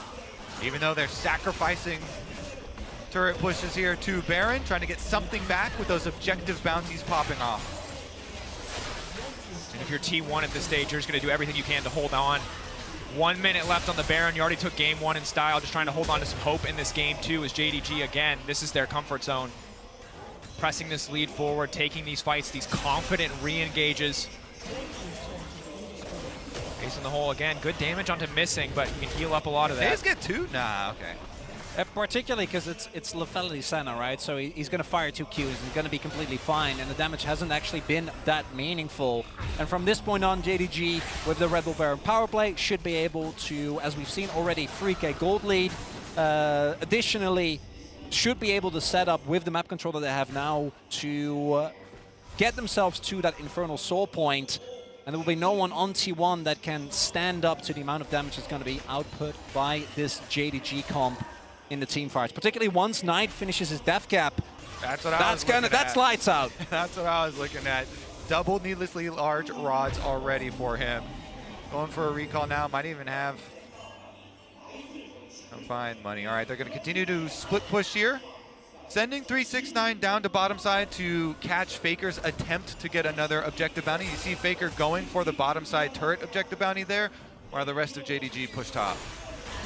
Should be pretty easy to tear through that tower at this stage of the game. So 369 there to pick up the CS. Won't be able to stop the tower take. JDG not afraid to walk up. 99 souls on missing, about to have 100 extra range here. Just going to continue to rain down auto attacks, rain down Qs, picking up so many souls as the tower drops there. Faker, though, taking the Scuttle Crab as well, just trying to guarantee a little bit of vision control over the area. 2.5 minutes on the Baron, 3 minutes on the Infernal Drake. Not soul for either side, but arenas for both teams to pick fights. And now T1 is in a position where your only way of trying to get back in this game is Carrier hitting an arrow, but if you look at the targets, really hard to consistently hit many of the members. 369 doesn't care, can catch any arrow. Kanavi can easily get out of the way. Same for Ruler. Or you need to have Owner go in, but particularly with the build he's gone for and how far he's behind, he's not going to be able to take the brunt of that damage. So really, T1 just hoping that 369 overextend into a play, and there's a moment for our Faker or Gumayushi can take over a team fight. Meanwhile, with all this money that JDG and Kanavi especially have gotten, is a Guardian Angel completed for the Vi. So he, as a jungler, can go straight headlong into the rest of the team, deliver that shockwave to the back line, and still be able to get up afterwards. Same can be said for Cassante. With the Gargoyle Stone Plate, 369 has been a very rich Cassante split pushing, getting these outer towers down for his team. And it's definitely going to be a problem for T1 as the JDG engage is massive. Yeah, and for T1, you've kind of tried to pull the trigger twice. Owner throwing the ulti over the wall, Owner going in on the Vi, and both times it's worked against you, and you're kind of out of attempts. If you fumble one more engage, if JDG get the better of you in one more fight, it feels like it's just game over here in game 2 of the series. So has to count against the nerves of T1, knowing that the next one needs to be flawless if you want to mount a comeback. And that's I'd argue that they've already run out of lives, right? Like the health bars are blinking. And particularly with the amount of summoners that are available for JDG, it's really hard to imagine a scenario where someone like Ruler, for example, gets caught at the start of a fight because he has so much innate safety. Missing can be pulled back by Ruler as well, as Knight does now finish his death cap. Gotta imagine that Baron and Soul Point next on the table for JDG. Yeah, I mean, Kanavi, the Vi has a 3-level lead over the Maokai owner here. It is definitely going to be a massive difference as far as this front line is concerned. And guess what?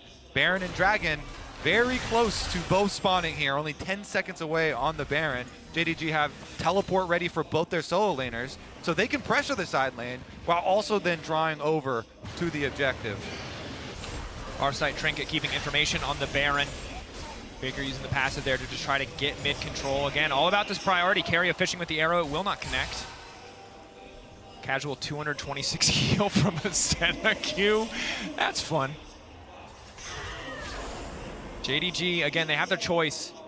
They have control right now, but T1 playing more up to the Baron. Not worried about third Drake for JDG. Clearly much more worried about losing control Kanavi on the Baron side. Kanavi going in. Immediate start to the fight. Faker now locked up. The play does so much damage. Kanavi's early game lead put to good use here. The GA now coming out. T1, can they fight back? Zaya's leaping and will get Kanavi in the end. 1-for-1 thus far. Zaya's going back under the Azir tower. The rest of T1 now need to barrel into the fight, but it's eyes on Knight. Can he get more damage down? 369 in the midst of everybody, and he's going all out into the back line. Only the support left standing. Look at it! They're gonna push straight down mid.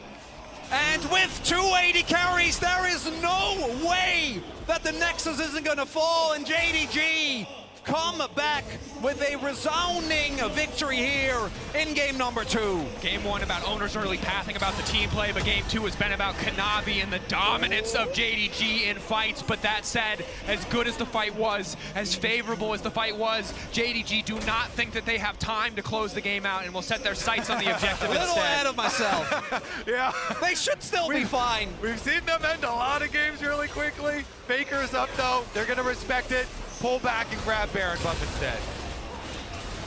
But JDG, such a massive lead after that T1 wipe here with the Baron buff. Baron empowered recalls will allow them to reset too. And you see T1 trying to make a rush towards this dragon. I wonder what Kanavi has to say about it. Knight here is up as well. And they're just going to use the Baron offensively. Pressure immediately, teleport back out. They already have mid inhibitor down. They're not going to let T1 any window to go for a dragon. Yeah, really good map read here from JDG. They know T1, given that the Baron is being taken by JDG, is naturally going to try and contest that objective. Not going to be the case. 369, I don't think he really cares. And blocks the arrow. he, to me, is the pivotal part, right? He had such a rough Rumble game in game number 1. And this Cassante is what we expect to see coming into this series. Firing back certainly in game 2, got more support, got more time alone to farm up, and you can see why he's considered the best team fighting top laner in the world. Has been such a menace on the back line in these exchanges. Kanavi, no GA available, but still damn tanky. Missing has to be careful though. As much damage as he does, he's still incredibly squishy. Kanavi threatening, JDG threatening, just trying to force these waves forward, maybe get another inhibitor on the top side. The wave's not quite synced, bot wave not there, 369 again. Lives to body block Ace in the hole. It's so hard here to kill 369.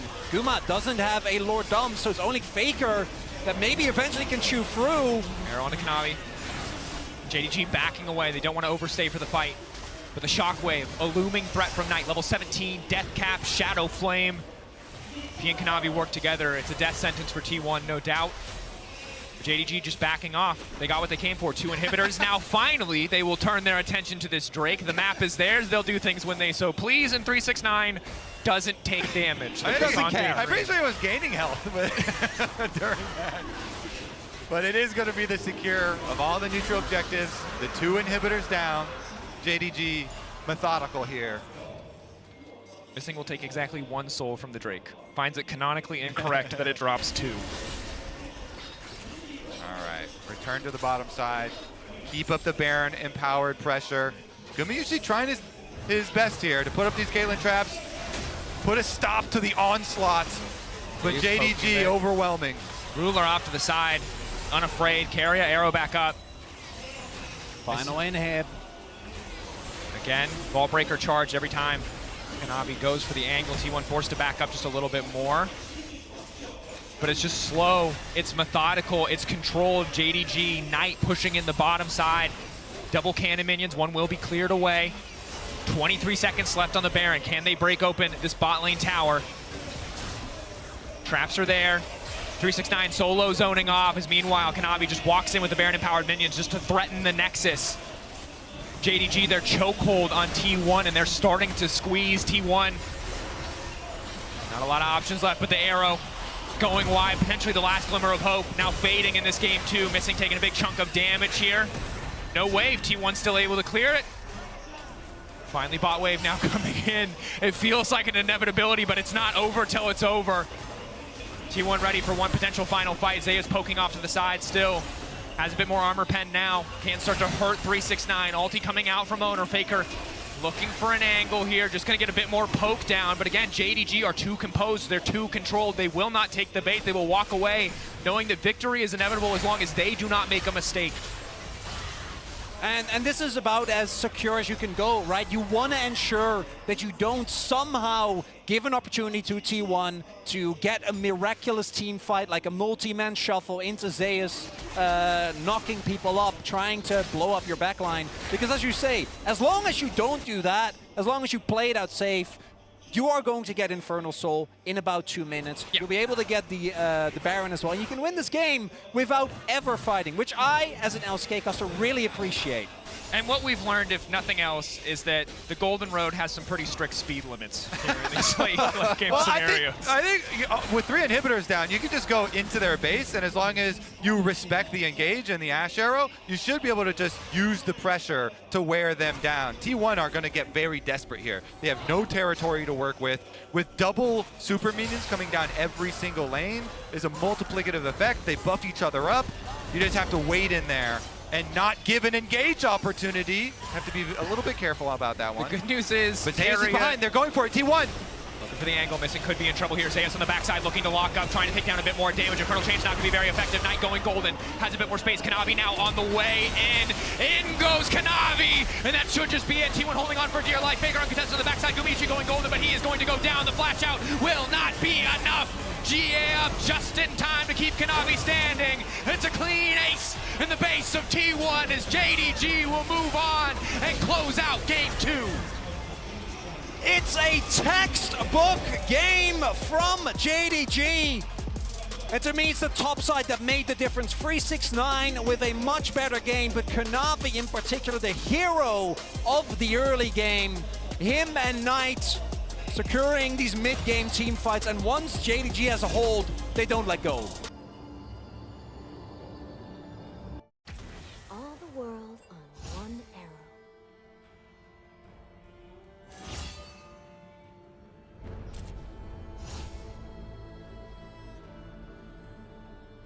Hello again. Yo. Just played Valkos against Lux mid. Lux mid. And she got dicked. To be quite nice. She literally was not in the same postcode as me. She'd just press an E and run off to tower. She was nowhere near me, and I think I went 9-2. Oh, nice. Literally carried it so hard. There was an Ornn top, so I went top because I know I could actually see that player. I one-shot a fucking tank at like level 13.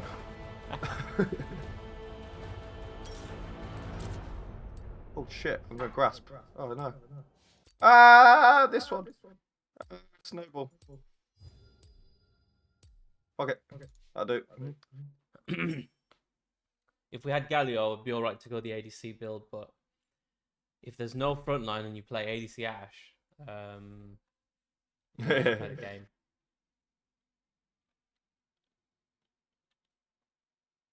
Oh no.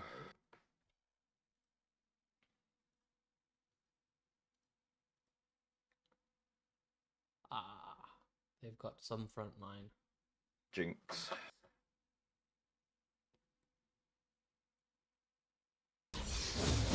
I just need like level 9. I'm happy. I would like to max W. Once I've done that, I'll be good. Yeah, I need an E. You carry an iceborne weapon, Ash. Use it wisely. Minus 30 Scarlet. They missed everything on me. Look at Jinx's health. Oh no.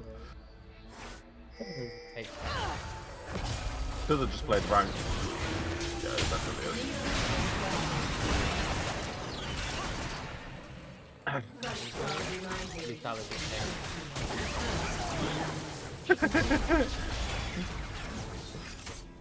This champ is fucking stupid. Never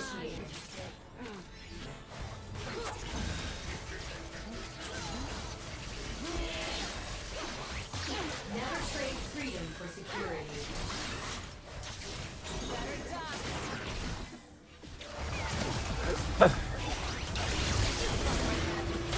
I was so gonna flash in.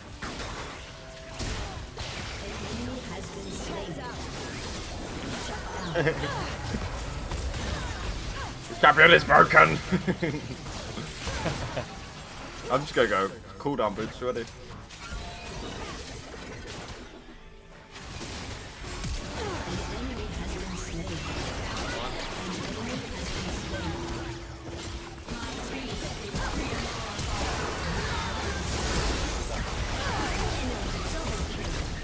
No, it's sad.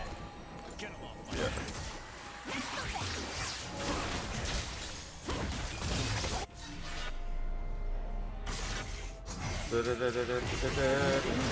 Oh, I think it's quite good.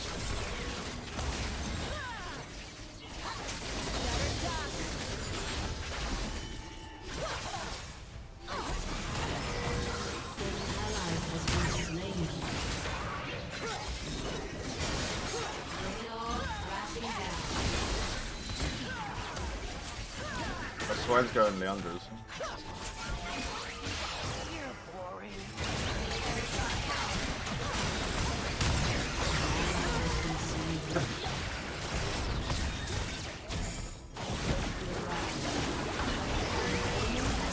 This jump is fucking broken. Through exhaust and they're still fucking one-shotting. Jesus.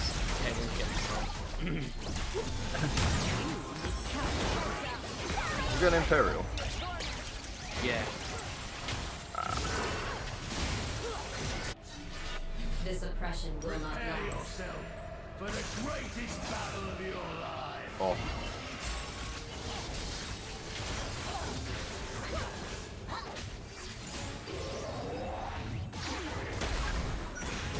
Hi. Yikes.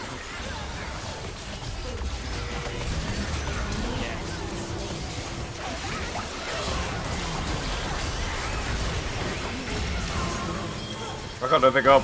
God damn it.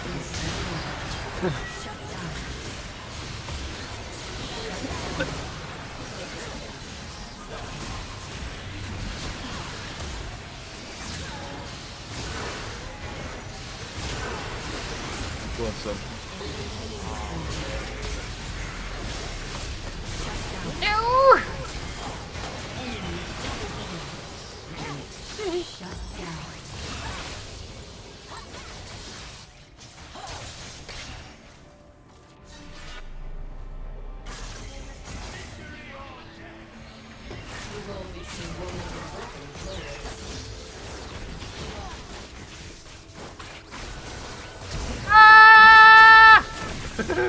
I thought it was one shot. Oh, I'm way too low. I can't block that for you, bro.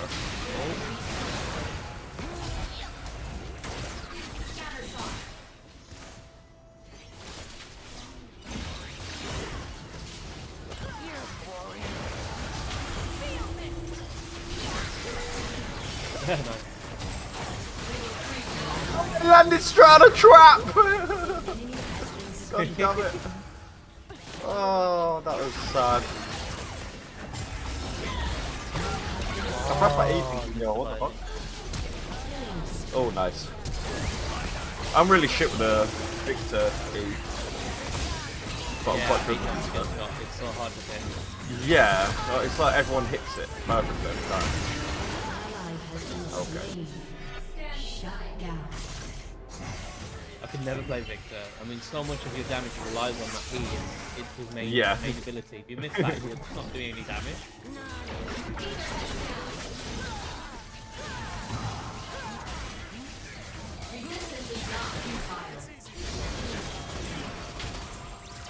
That was just a WQ and it auto. Oh, okay, so you can block it like that. I was going to try and block it.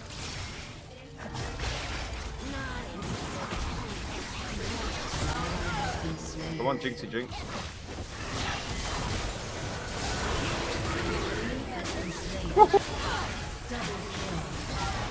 Nice. Set on it. I'll get cooldown too. That was a pointless sway. Swain ult. Oh! Lol, that's funny. Yeah, close.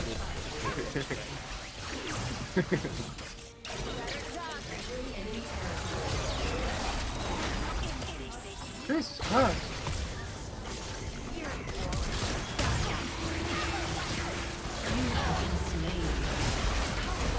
Ah! Nice revenge kill. Yeah. I thought it would have killed her, but apparently I don't do damage. You killed Kate though. Yeah, I went in and I thought it would kill her, but and then I had to E to her again. You shall not kill my friend! I have my ulti. Brace you.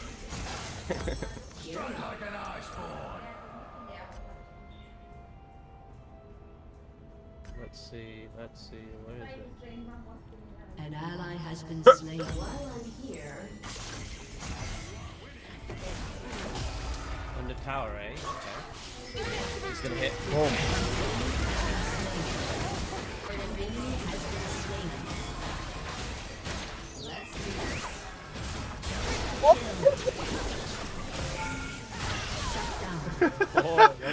Oh, I dodged the snowball with my dodged the Varasort with my snowball. He's fuming. I hate when shit like that happens. You're like, oh, there's my 90-second cooldown gone for a snowball. I'm gonna keep focusing.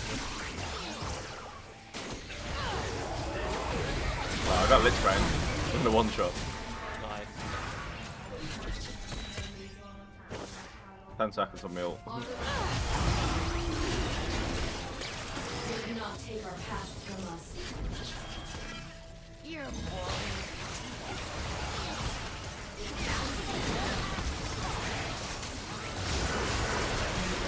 He's shitting me, he didn't die! Oh. Oh wow. We got collateral.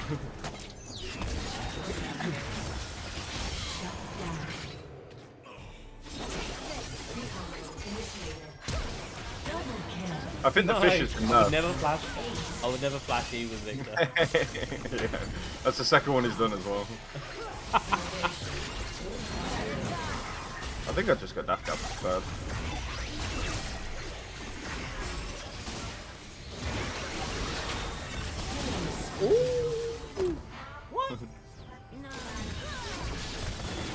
I'm just gonna focus Jinx every time until she rage quits.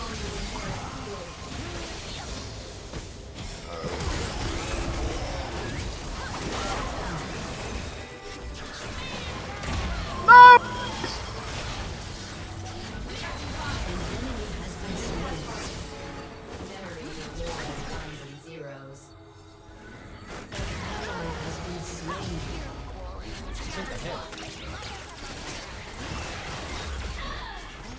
Ah, damn.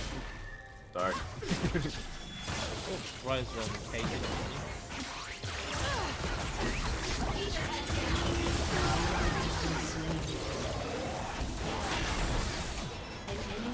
Revenge. enemy has been slain.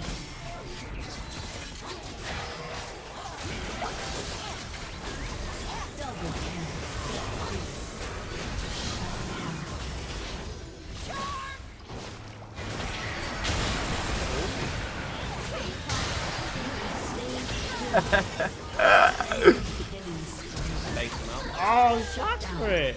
Yeah. Cheeky boy. They got magic resist like coming out their assholes.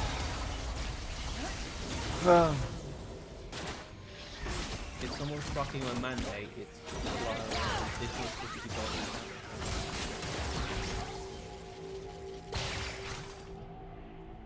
Oh my god, you've done 2600 with it. Oh, okay, so mandate was slowed with an additional 50 damage. If someone procs it, it deals another 8 to 120. Oh, she's baited me.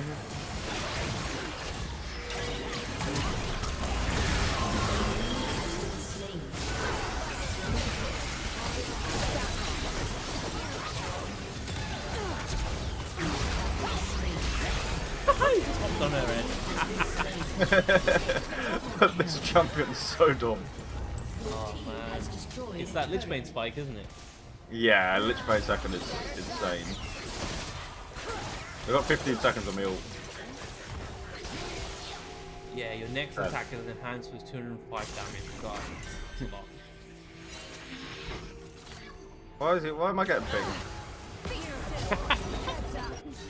Join the resistance. An ally has been slain. No way! No, the dust blade!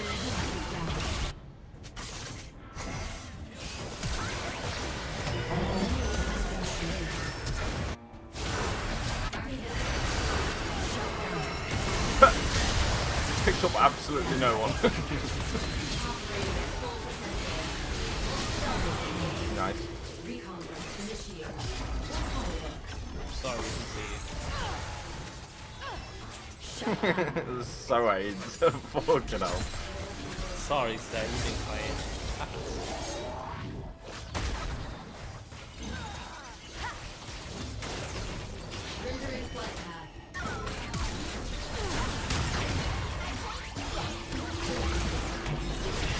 Oh, love it. Oh, she's dead.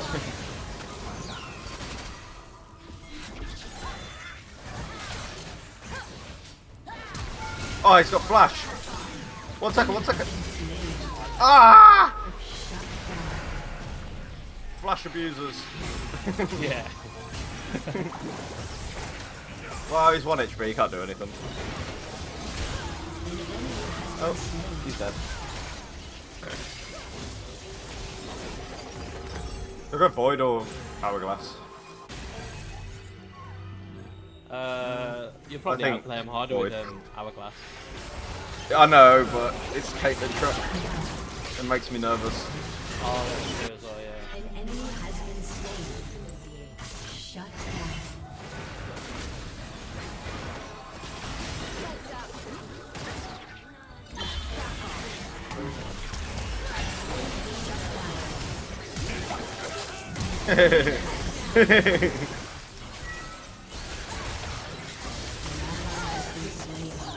He's not dying! I didn't want to use my E. Jesus Christ. Jesus Christ. Strong kid. Sidestep. Ow. Oh. I didn't think that would kill me. Idiot.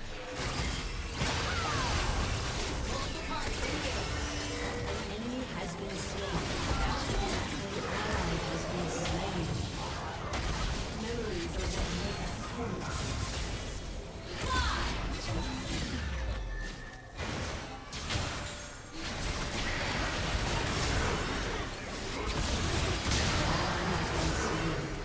It just goes night-night.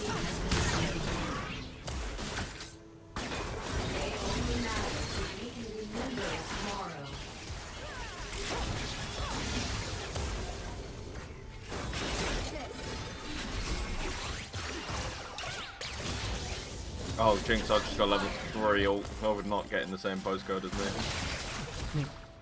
Watch this. Hadouken!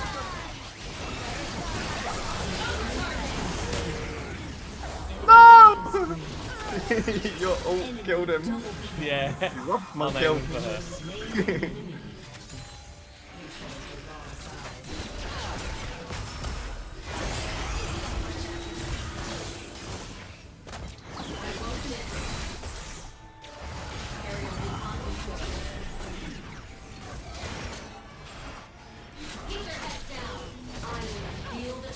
What? Fizz passive is awful.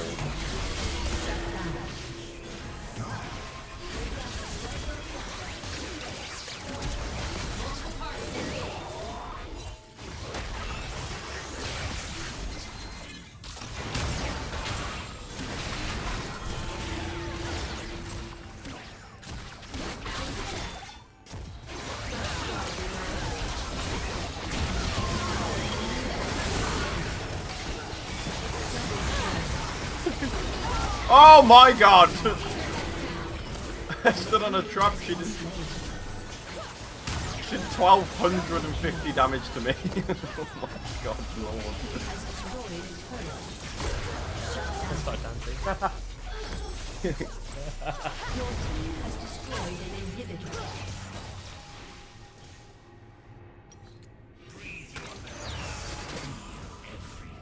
This Morgana's Q's been on point, man. I was about to say that. Homing cues? Yeah. I just want 100 to 0 someone with an ult. Like how it happens in Run. Yeah. Let's see, who just switched it? Jinx, Virus, Kate, yeah. No resistance is actually. Security. Firing ult. Ult's gonna hit here. They all got flash! They all got flash! Oh my god! He's 1 HP! Look at Virus health. That was a QW auto. Electrocute proc. There's no way my champ does 105% on this. I've been one shot with a lot less.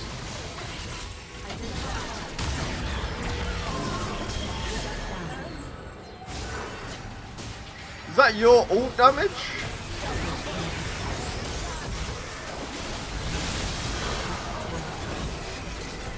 Nice. You're fast as fuck!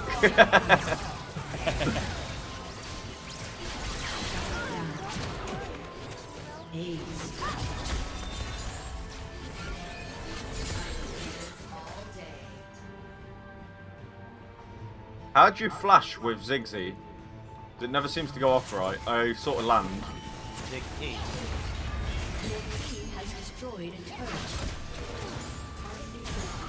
Ace. I just one shot her in the base. Oh, the fish is broken. I wonder if I can one shot the virus. Oh.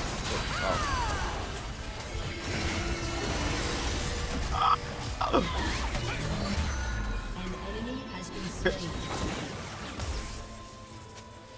Right, Swain health, you ready? Go watch out for Kate ult. She's up in one. Yeah. Well, you could dodge it. Let's go one shot. Oh, get me out.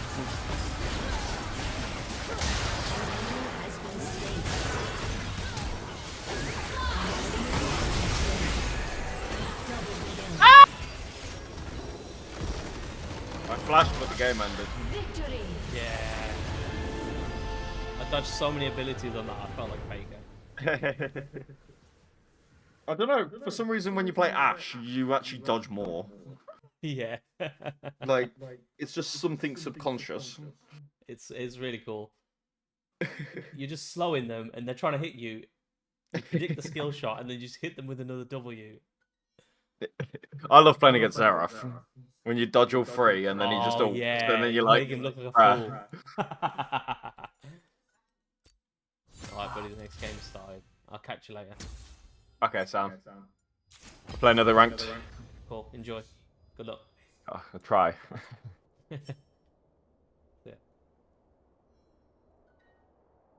I don't know about the sound of that, but they've got a big wave. T1 are still level 1 champions having dashes here. See if JDG can try and snowball.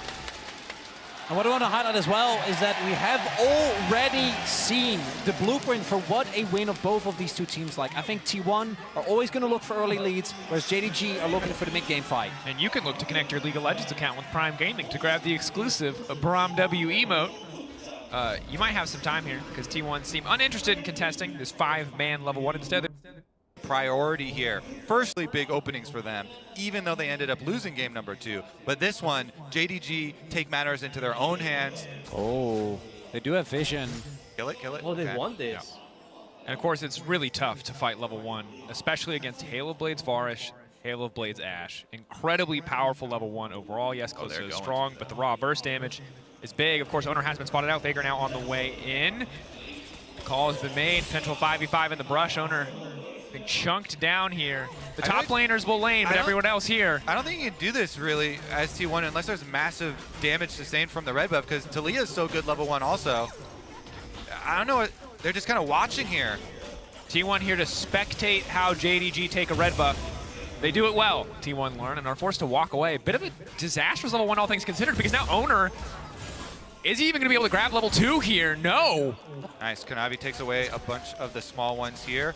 But yeah, I mean, not only the Ashe Varus, but also the Talia over Azir in the level 1, big priority there. And it means that JDG accomplished their goal. They can split the map for this bottom lane that has been crucial. And it is Ruler and Missing that are able to get the early lead. And it's very concerning if you're a T1 fan right now, because there is no cleanse in this bottom lane. Yes, you have the bailout, but when level 6 rolls around with the Ashe, with the Varus, the setup is so easy on the bottom side. Gumayushi has to be very careful. Level 2 Wukong tower dive. I don't know about the sound of that, but they've got a big wave. T1 are still level 1. Can Guma and Keria try and snipe some minions to get level 2?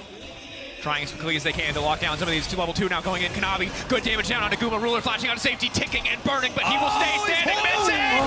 Gets taken down! Keria! A godly play to hold on to the bottom side! At the same time though, Guma, the one that you want the kills, you want the minions on, it's sitting on 1 CS! JDG trip over their own feet here though in the bottom lane. They try and dive it. The level 2 advantages, but Keria comes up huge on the Renata. Damn.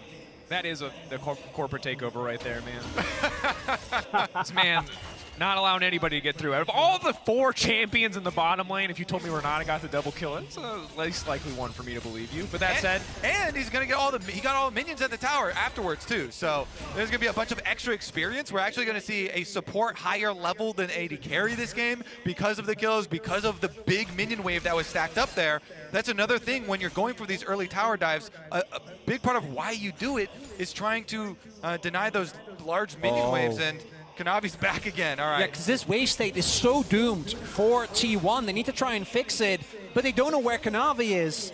And I love this because there's nothing for him to gain on top of the map. You know Owner is going to invade that side, but unless Owner makes his way down, no flash. They gotta. Carrying no flash, and this Giant's Belt is good, but he's slowly getting chipped away. Kanavi in the area, just shadowing in case the gank does come through. Happy with this lane state for JDG. And I think the thing here is, I don't know, they don't know where Owner is. And if you do get caught up in a 3v3, can go either way. And bailouts in those situations can be really big. Now though, after they've been able to push it out, they should be fine here. Retreat back to your Krug's kill. The red side jungle camps have respawned. And here's another look at how they started it out onto Gumayushi, and they do get him, but Keria had immediately gone over for Ruler there. Missing flashes after the second, or the extra tower auto was already in the air, so he dies even after flashing, and Keria is able to take down the kill on Varus as well, regardless of cleanse. Yep. The handshake was a bit too firm there for JDG. we're not a fan of that one. He's got a firm grip. Man's got some strong forearms. Put him in there. Man, look at the CS though. 43 for Ruler to the 16 now of Guma trying to scrape together those minion waves. Keria, of course, got a bunch of the experience from all those minions that was there, but denying them to the Kalista, to that snowballing AD Keria, definitely huge. It's also Kanavi who picks up the kill, and particularly on his Wukong, this man has been able to carry so many team fights, and him getting an early lead is going to be really big. So even though Carrier was able to pick up the kills, I think you're still very happy with that play as JDG. Just means that Carrier should be getting to what I assume will be a Radiant Virtue very early on. We'll see if he's able to utilize that in some of these mid-game fights that surely are going to erupt around the possible dragons. Although this first one with the tempo as it is, wouldn't be surprised if Owner is able to pick this on. They have mid lane prio, bot lane prio as well. Kanavi on the top side as well, so not much of an angle to contest on this one. JDG will know what's happening, but they're not going to burn any resources. Instead, content to give up the Chemtech. See what the soul is going to be this time around. We're going to need to wait for one more dragon at least, however. And right now, in terms of gold, JDG are sitting pretty. T1, obviously, the big boon they got on the bottom side. Lackluster in the grand scheme of things, even if it did look good to see Carrier get the double. Gotta say, though, last time, Kanavi getting some early kills worked out pretty well for JDG. And he is on his signature Wukong. Him and Levi are the two junglers worldwide that did not give up on this champion, even after the jungle nerfs to Wukong came in. And at World so far, 7-1, the record for Wukong. Yeah. And I mean, especially if you're going to get to that Divine Sunderer spike sooner, we talked about what Vi can do with it. Wukong can do like 10 times more, and that is very concerning for the side of T1. They need to be clean in their execution and careful around the potential level 6 plays from this JDG lineup. The Wukong, the Talia, their ability to move around and set up these walls could be incredibly disruptive for anything T1 try to do. There's also, which we haven't really discussed yet, and I don't think it's as strong as it once was, but Renekton and Talia is such a lethal combination when you get to the mid-game fights. And we do see that 369 in isolation has been doing a really good job of using the early power of the Renekton to keep Zeus on the back foot. And T1 haven't really shown yet that they're able to win a game where they don't get the early lead after the team fighting from JDG in game number 1. And right now, it doesn't look like T1 have found any early angles in this game outside of the dragon specifically. Have to see what it looks like as we get closer and closer to fights. Herald spawning in 5 seconds here. For now, topside pressure in favor of JDG. See if they try to level it as Kanavi is currently clearing out the wolves. 369 going all in with the Dominus here. It looks like just trying to get some pressure. Threat of the all-in not quite there yet. Forcing out the World Ender from Zeus, and the flash coming out from 369, respecting the potential follow-up there on the Darkened Blade. Yeah, really good movement there from Zeus, using his ultimate with the burst of speed and the extra space there. Goes back in, forces the flash so low. I mean, Zeus has really had some good advantages so far. Let's see, though. JDG will take the opportunity here to slip on in, as we call up Carrier, the real powerhouse of the bottom lane. A level 6 Carrier, courtesy of the early play, has the XP advantage, missing trailing behind, but isn't going to do a lot. Ruler, however, looking for the all in the 1v1. Kumuji, nice flash to get away from the piercing arrow and the 3 stacks. In the meantime, fight on the top side, 369 and Knight comboing together, catching out Faker. Kanavi getting one, and spin goes the monkey. The Cyclone coming through just in time to keep the fight going, but Zeus is not down yet. Zeus looking to fire back. JDG could be in trouble, missing, not firing forward. He's got level 6, but does he have the mana? The Herald does drop in the end. Knight still standing. The flick back is clean. But he's living, missing. He gets the kill. He gets the red buff Carrier now running for his life. Flash over Knight to safety. Still standing, ticking down, backing. Hostile takeover will not connect. Handshake will not connect. It's an absolute mess of a fight on the top side. But in the end, it is T1 that pick up the Herald. They'll get that, but outside of that, as you're saying, so many summoners being blown. Kanavi, 369, Knight missing. And Zeus as well, Faker as well. All these cooldowns will be down for the upcoming fight. Oh my god, it was so messy. And Carrier was holding his spells for so long just for the ultimate and the handshake at the very end not to even connect there. He did pick up the kill for T1, and he picked up the Eyeball Herald, though, and he's got a bounty on his head now. 300 gold on the back of that support player. This is lore-accurate Granada that we're seeing here for Carrier, bringing in all the gold for himself. But if we look at this fight, it starts off with Faker already getting blown up by that Talia and Renekton combo. And then you see the focus here onto 369 from T1 side. They do get him. As they're trying to chase him off here, Carrier still holding his ultimate. They feel like they've got Kanavi dead to rights. They pop the Herald here. Owner's able to grab that one before he goes down. And then Carrier can actually go pick up the eyeball even with the red buff missing in his face. Ooh, Knight actually barely surviving and his flash gone as well. And it's actually the smite on the Herald that gives Owner the level up, which allows him to then Magnet Storm and stay alive for a little bit longer. Otherwise, that could have gone way worse. But it is still JDG that pick up the lead right now. Zeus doesn't have flash available, and Kanavi going to be looking for a dive here. No reinforcement for T1. Ulti up and available for the Wukong. Waiting, buying his time. Extra healing coming in, but Zeus is going to get a chance to use it, holding on for now, but immediately 369, finding the kill. JDG, a successful dive on top. All right, what is going to be the answer on the bottom side of the map? They send Rel down there, but look, JDG have already pulled their bottom lane all the way back from the tower. They had the controller in there in the jungle to see them come for the invade as well. As Dragon is spawning, JDG are getting turret plates on top side. There's also Knight who already rotated over, knowing that a dive could be in the works. But with Talia shadowing towards that side, can't actually do it. So T1 will get a Drake, but they're paying so heavily for it. And JDG do have an Ash Arrow angle plus a Varus ultimate, but looks like they don't want to do it without Kanavi having his ultimate available for the Wukong. So they'll give up the objective in exchange for the huge bounty of gold on top side. So many turret plates taken off of that dive. And the thing we have to keep our eye on now is where is this Herald going to go? In the back pocket of Carrion, not ideal. He's not going to be able to move between every lane in the same way that Owner would, but might shift his attention to the top side of the map as he starts to wander up there now. Owner coming in tow right behind him. Might try to break the top lane matchup open. And Zeus, some incredibly dominant performances on this Aatrox in the quarterfinals, continuing to go for the lethality route. His bread and butter, see what he can get done. It's also, again, Kanavi having such a big impact and utilizing these early kills extremely well. This is a level 10 Renekton, doesn't have Dominus, but does have Gore Drinker available, and Kanavi's on his way. I really feel like Wukong has been the most underrated pick at Worlds so far. T1 are going to go for the dive. Kanavi's going to try and answer.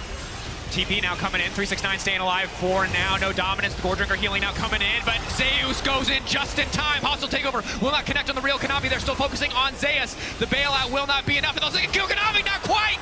Shattering Strike, a bit more damage going through, but at the end of the day, it's Fizzle. They get the kill on the top side, 1-for-1, top laner for top laner, but it's missing, and Ruler looking to extend their lead on the bottom side. Herald now dropped, trying to give gold to Faker. And they do spot Kanavi there. Faker should be able to, at the very least, benefit from some of the gold that is going to come through here. But it's still JDG who are able to get this bot side lead and make it even bigger. Look at the gold lead here. We're looking at almost 1K advantage for Ruler. Well-executed defense on the top side for JDG.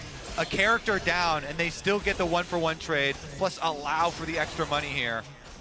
And remember that coming into today, JDG were the only team in the top 4 with an average gold deficit at 15 minutes in the game. They were not a powerhouse landing team, but today the story's starting to change. And we can see T1 going for the play here is missing, throws out the arrow, and we can see how this unfolds.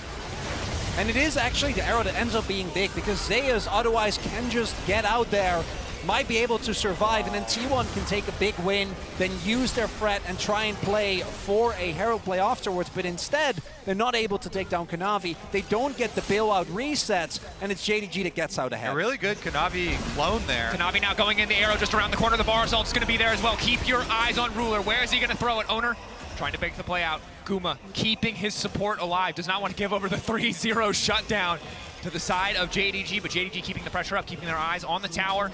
Will focus down that objective. Yep, the damage is enough for them to take down the tower. Kanavi invested his ult, he invested his flash to escape, not give over the extra kill. Their counter jungling is also successful. They are on a roll here. JDG taking over. And after how game number 2 went, it's hard to imagine how T1 can stand up to this team fighting power. The early game has been exceptional, but particularly with a composition where you have the Kalista, that is, as we see here in the lane economy snapshot, 900 gold behind.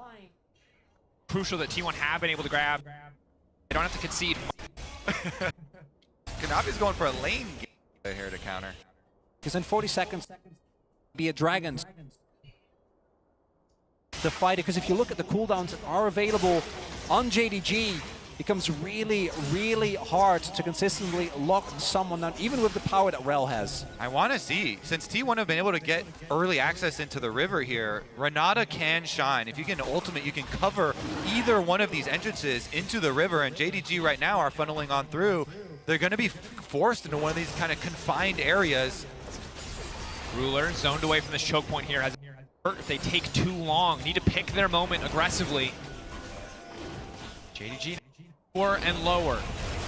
The Weaver's Wall coming out, isolating Owner. Might go for the 50-50, but it's absolutely Psycho flashes over the arrow. Faker goes in! It's incredibly clean. JDG with the counter punch. Can they get anything back? Ruler untouched on the backside. Dragon still standing, but Owner will take that away too. My God, what an engage from T1! Owner, you magnificent beast! What in the world? He makes the engage happen and he secures the Dragon T1. Whoa! My favorite story. They came up, all of them, through the T1 system. Rookies and Academy, all the way to the main roster. And look at this, all the way to the world stage, over the Ash Arrow. Him and Faker get the double initiation and wipe those JDG members off the map. And we see the value of the Renata come through yet again. There is no counterpunch for JDG. Gold. Kanavi is pulling further and further ahead. Individually, though, he's still quite weak. 369 slices. He'll get no dice. And they'll be forced to walk out of this one. Good patience from Owner. Tower on the top side of the map. Varus actually put. Oh, no! On any hopes JDG has for bursting it down. And, oh, Zeus going in on a Ruler. Ruler caught shopping. Oh, no! And he gets the dust blade. It's too damn clean. Kanavi trying to get something back, but it might be too little, too late. The flick back coming in. T1 see their window of opportunity. Berserk, both 80s just hitting each other. Knight now running. T1 taking the exchange. They can turn right towards Baron. Kanavi has no health. That's the Ruler spot. That man has been caught there so many times. And now T1 trying to start up the Baron. We'll see if they can take it. Kanavi, he's healing up, trying his best. He tried to clone over the wall. The Weaver's Wall through the midst of everything. Yeah, vision. T1 focused on the objective. They have the Ren Smite combo. There is no reason they should give this up, but Kanavi might just be able to take it. They're now trying to burst it down. The push over the wall doesn't connect, but it does not matter. T1 get the objective. Kanavi into the pennant. He will get taken down. 369 forced to run for the hills, and T1 have turned the game on its head. 369 running for his life, but Zeus is here. Look for the slice. Trying to double dash through one. Not able to get the second, the Q3, the Darkened Blade cutting down. But now Ruler, maybe he can get more in the fight. Ruler not running down Zeus. Owner now running. Ruler trying to make up for the previous mistake. JDG looking to take the fight. Owner overstaying, over commitment. Faker hit by the arrow. The fight doesn't stop. T1 hold on to the Baron, but JDG fire back. And it is 369. The Crocodile stays alive throughout so much there. It's a negative Red Bull Baron power play. And more importantly, it might inhibit T1 to actually set up for the Soul, whereas normally that should happen 100% of the time. Look at Knight, the amount of damage he does, the double knockback, and then T1. They win the subsequent fight, but they go too far.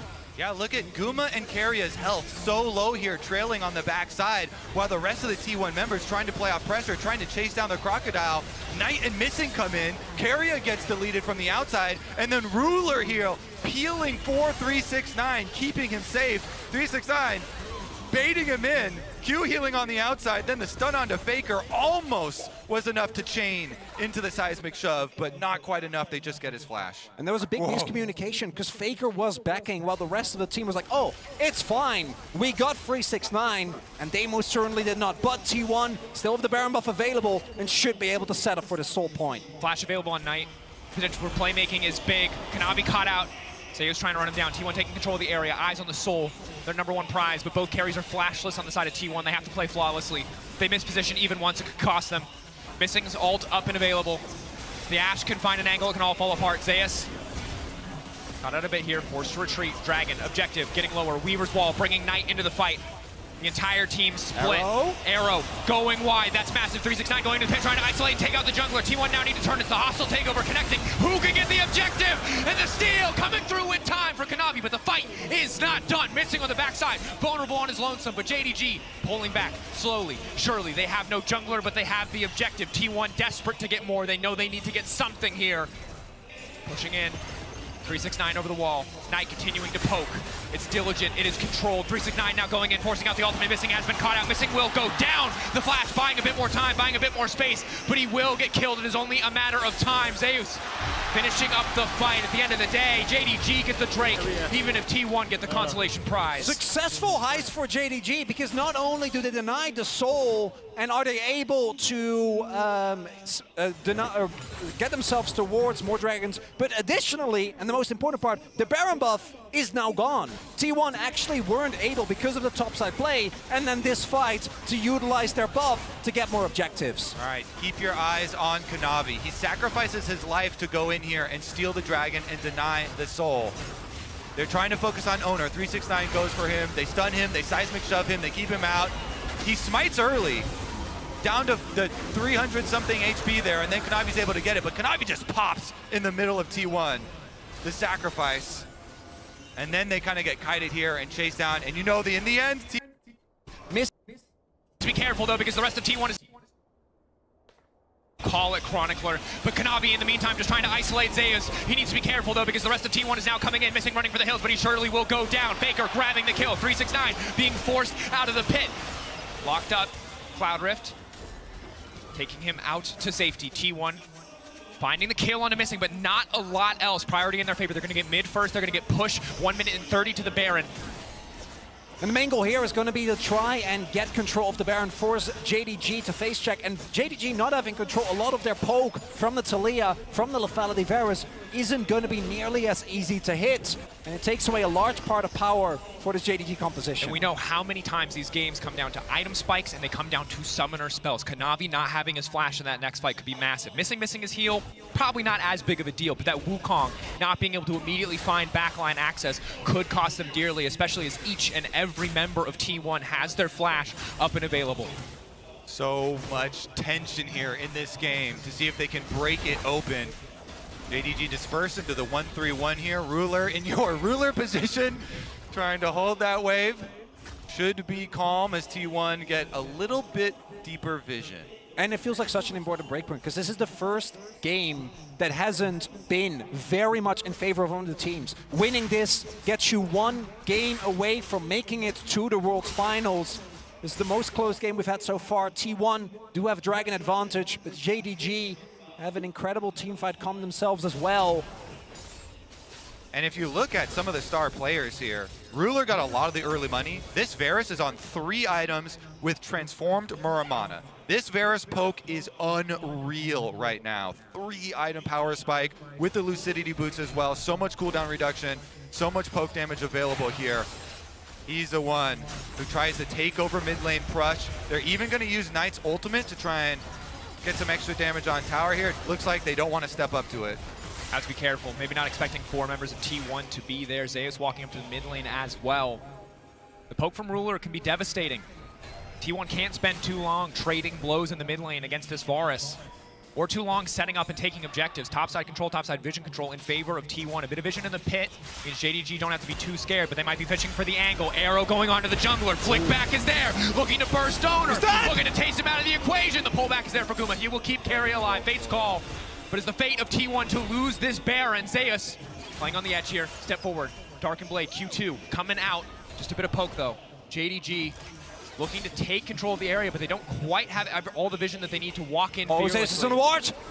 They can take him down. Zeus spotted, 369 early ultimate to get the Fury up. Knight going over the wall, the flick back flashed away, but Zeus is certainly dead. The rest of T1 now trying to move into the jungle to compensate, but missing, zoning them off as best he can. Zeus, the blast cone, not enough. Back into the midst of the team, and he will get taken down. Ruler now on a rampage. And that may be the angle that they're looking for. Dragon though, are they going to try and trade Baron for Dragon Soul?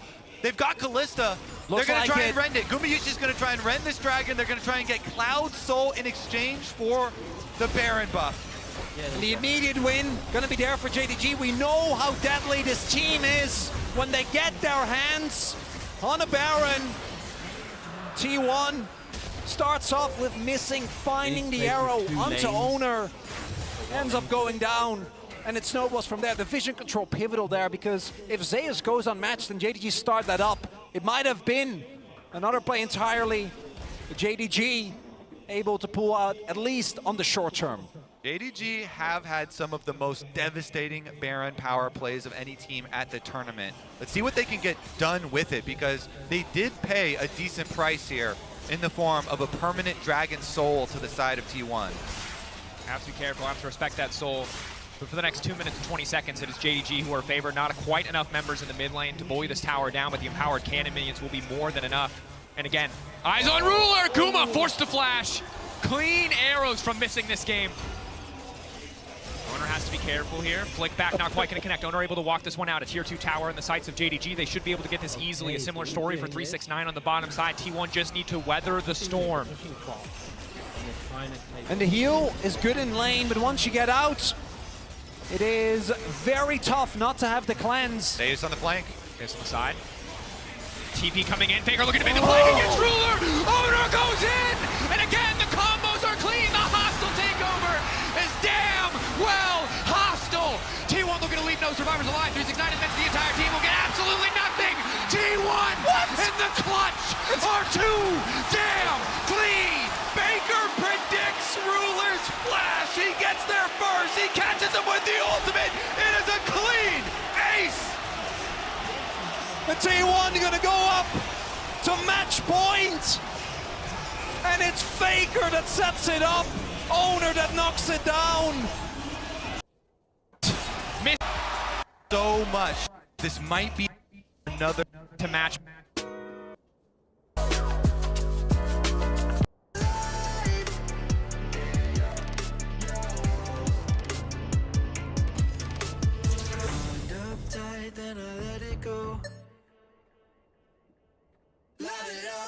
Come and get the smoke. It's system overload. Flying way too high like an overdose. Time to lock and load. It's all systems go. Pressure breaking down the dam. It's not the losers do. I'm alive. Come to life in the lights tonight.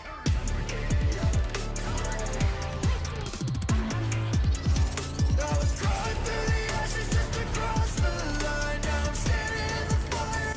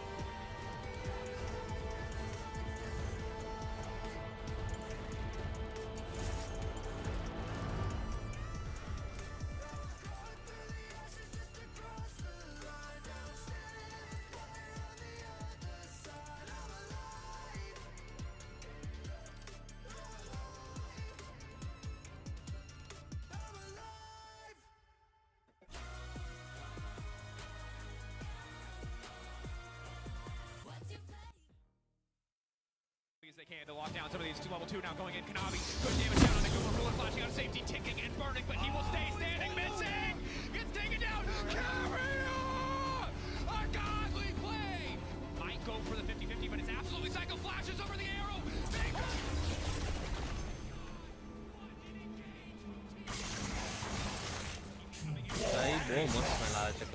They shall not rob us of our nobility.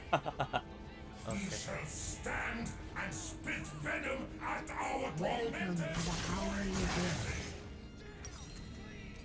Unbelievable. It is Faker and T1 on match point after what was a very dicey Minions have spawned. Patience aids not patience. Your freedom will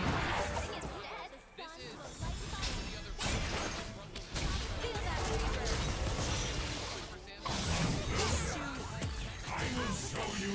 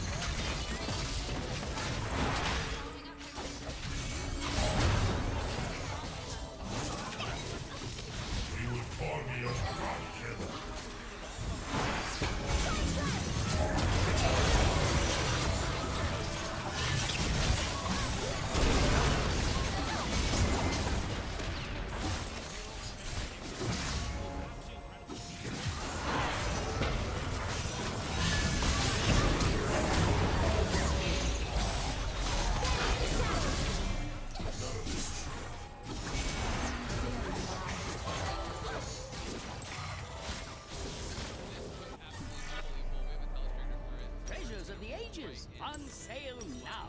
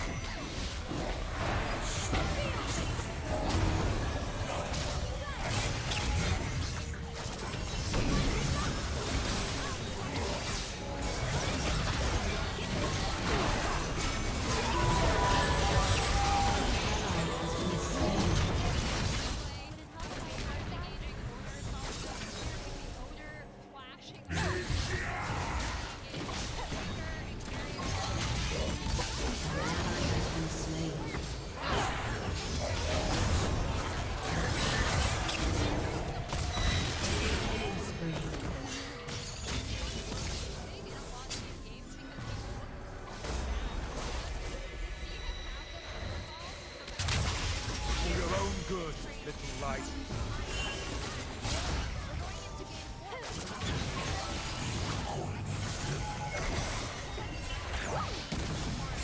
An enemy has been slain.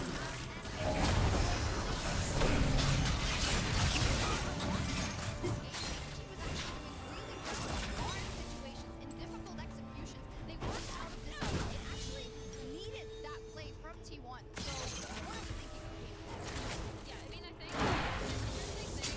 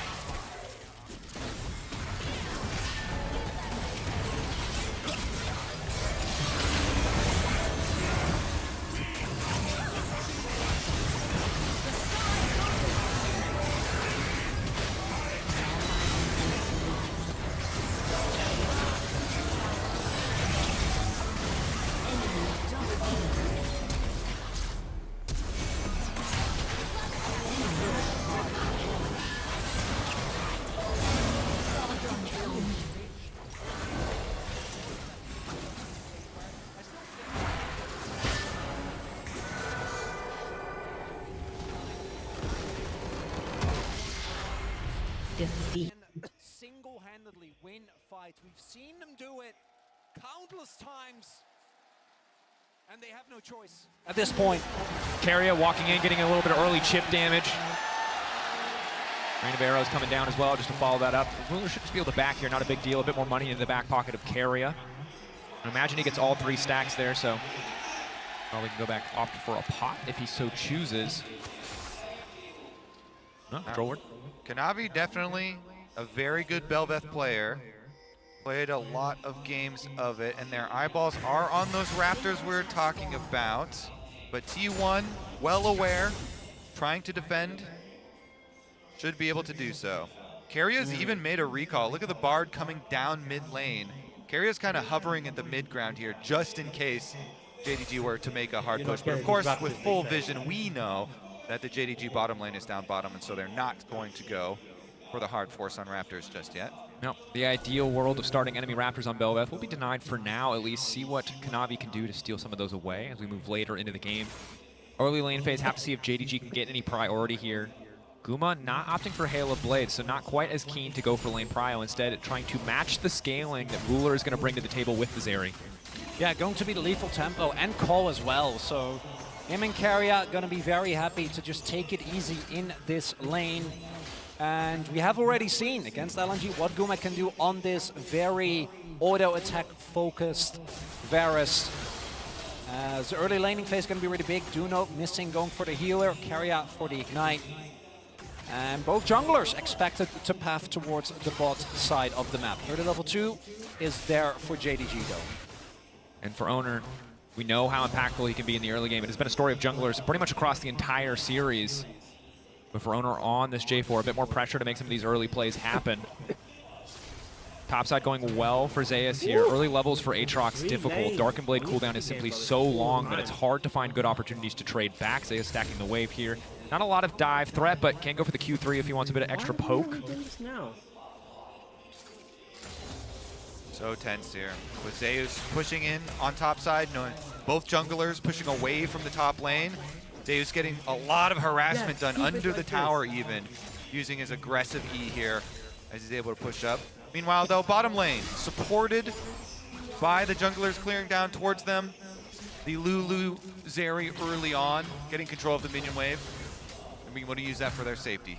Yep. Might have a fight towards the early scuttle as well. We do see T1 already placed some vision down there. Faker, at least right now, will have priority, but will use that to go for a base instead. I don't know if Knight will actually let him, and we do see Missing and Ruler already trying to make their way over and ensure that Kanavi can get this early crab, and doesn't look like T1, at least for now, are winning. But Faker did get it back in, made his way back to the mid wave, but will be behind on the play. Keria maybe just going to throw down a bit of poke. Cosmic Binding to hit Missing. Kanavi will grab the crab. Belveth incredibly strong early on in the game. Yeah, pushing bottom lane allows JDG to come first as well. And he's going for the double here. We'll see about the meetup, because Owner also trying to get in position first. Can he get to the Pixel Brush and have control of vision? He gets the ward down in it. And he's got Smite as well, so he's got it. Yeah, priority there for Zeus as well, who's first on the roam if they do try to force the objective. So instead, Scuttle Crab traded 1 for 1. Owner now turning his attention over to his Raptors. Zeus is just keeping this pressure up on the top side of the map. And I want you to pay attention to the amount of vision that has been set up here, allowing Zeus to really play so aggressively with this Yone and try and generate leads, which with the Graves was exactly the same way that we've seen the Aatrox be dealt with before. As long as you are aware, and they have been doing a good job of tracking Kanavi, Zeus should be able to push to his heart's content. Knight continuing to poke in the mid lane, but you're right. Control and support for Zeus in so many of these clutch scenarios, regardless of what champion he is playing, has been a hero and a standout for T1 this tournament. As Keria, for now, just denying Missing's back, has just enough mana for the Whimsy to take him out to safety. And JDG and 369 have to be very careful this game, because if Zeus gets a lead this game, the Yone has a very easy time of getting set up by a Bard ultimate. Missing, denied again. There's no kill angle here. If Keria can land a Bard ultimate later, set him up for an easy Yone over the top, they can group Keria might be the one in trouble. Journey comes out. Ruler going through. Playing with him.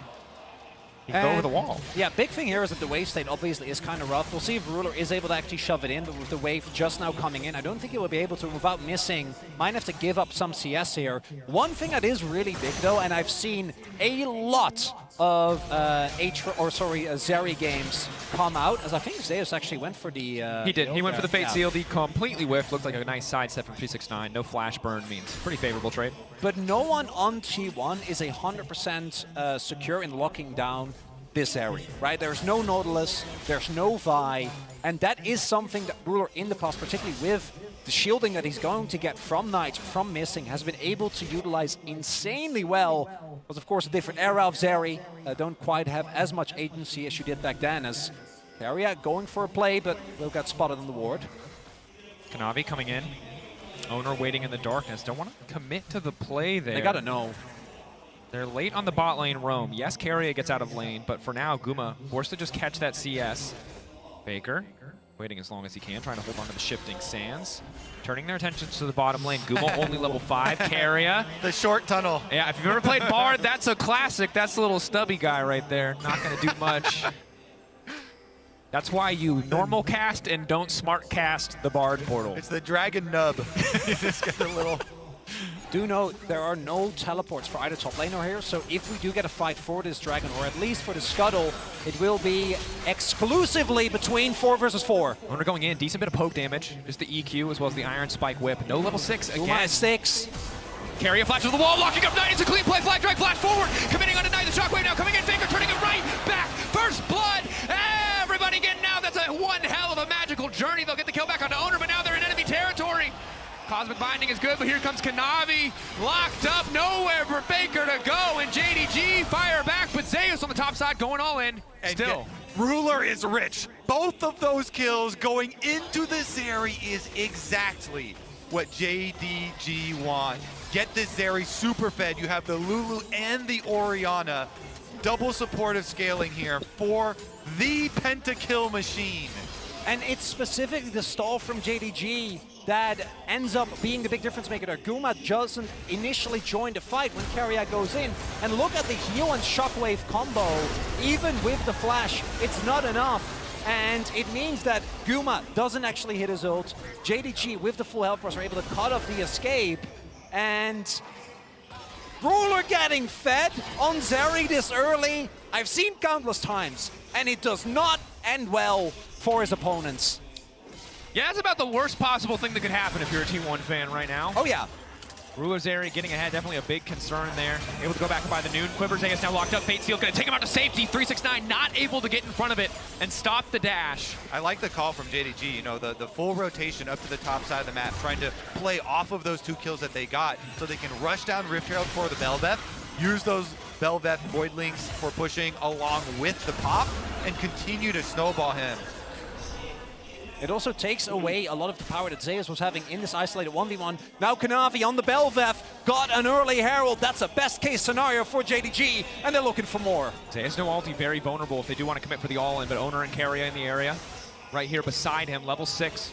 Around the corner for Keria, but still needs a bit more. Faker over the wall, though, has been locked in by the Infernal Chains above and below, coming up for the Bel'Veth. Faker in trouble, not going to be able to get out of this one. The kill coming through for Kanavi. Yeah, that's JDG territory. Faker walks right in, and they welcome him with open arms. Teleport down to the bottom side to even catch the minion wave down here for Knight. So JDG are able to take basically everything there. The only thing they had to give up was 1 turret plate to Guma. You can see the continued play. JDG so badly want to use the early power of the Bel'Veth when the Herald goes down to try and get as much gold into the Zeri as humanly possible. It's an incredibly heads-up play, not giving Ruler a laning phase. Instead, just focusing on finding all this gold in these favored lane scenarios. He doesn't have to go against the Varus, pulling further and further ahead. Standing on a ward currently. He's going to have the Q3. Doesn't look like he is going to go for it on the top side. He will. Canceling that one. Q3 can come out. He's only got a few more seconds of soul unbound, but Ruler will be able to just parkour his way out to safety. Good jump there from Ruler. If Zeus hits that Q, he probably tries to follow up with the ult and then Keria there as well. But he jumps out. No damage dealt, no problem for them.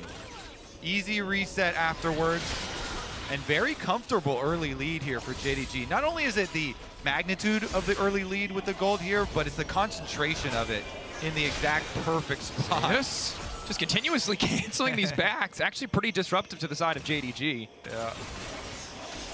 We're going to push one more wave. Stride Breaker now completed for Kanavi. He's very powerful. Owner still trailing behind. Doesn't have the luxury of the extra assist or kill. But Owner will start up the Drake. Focus on the Dragons has paid dividends for T1 in the entire bracket stage, excuse me. And that is actually courtesy of Zeus, right? If Ruler and Missing are able to get their back in early, I think Ruler gets back, picks up his Storm Razor, and then T1 might not be able to get the Dragon.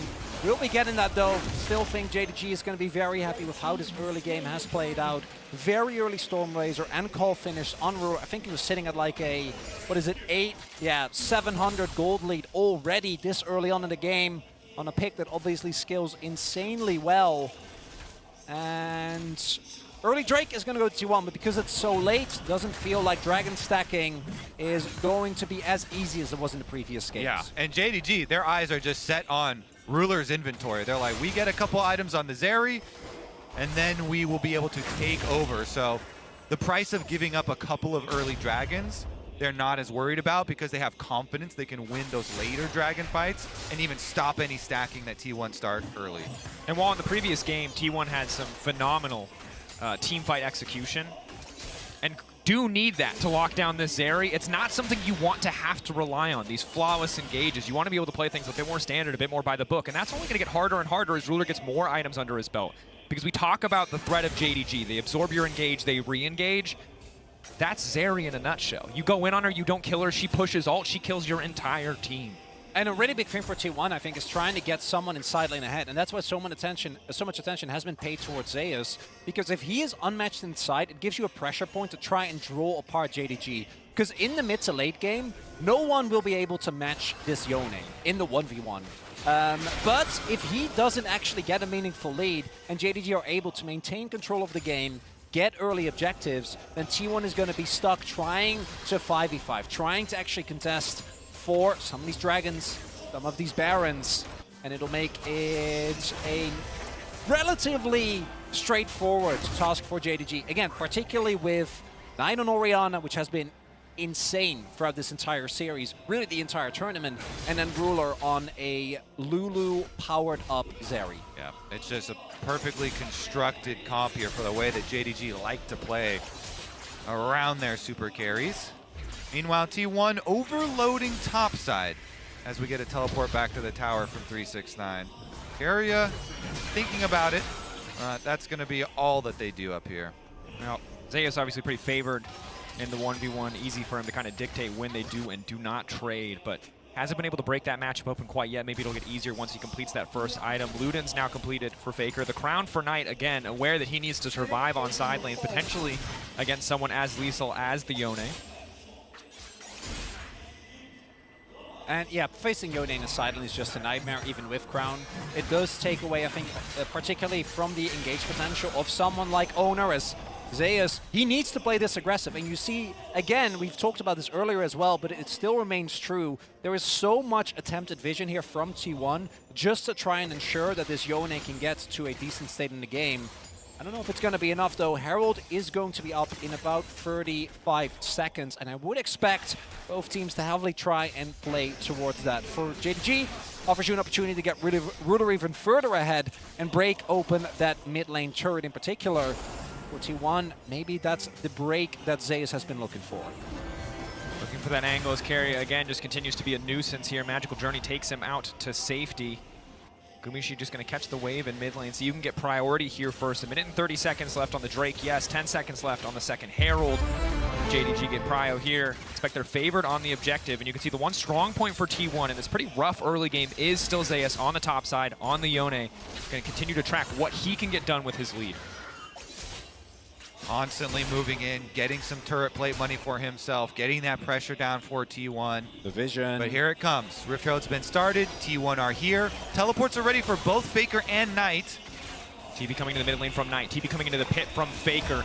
Unleashed just in time. Ruler slowed down just a bit. Objective getting lower and lower. Who's going to take it? Kanavi is going to grab it. Ulti coming out with the shockwave on the backside to lock up Gumayushi. Owner goes in, but he's not able to get much done. Kanavi dipping and diving. Zeus finally going to catch the jungler, but Ruler for now is still completely untouched. Kanavi is living. The lightning crash comes out, and it is time for T1 to get the hell out of Dodge. Zeus is burned all of his resources, but continuing to step up.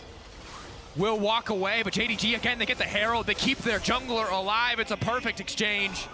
And Kanavi does not die in those moments. Missing, backing him up. They get the Herald again for the Bel'Veth, and they're able to get the better hand of T1. Let's see if they can actually start snowballing with it, knock down some of these turrets, because Dragon coming up at only 14 seconds, and T1 are trying to reset in time for it. Take a look at some of the individual gold. Lead on the top side, 1K to Yone. Ruler getting further and further ahead, that much closer to the quick blades.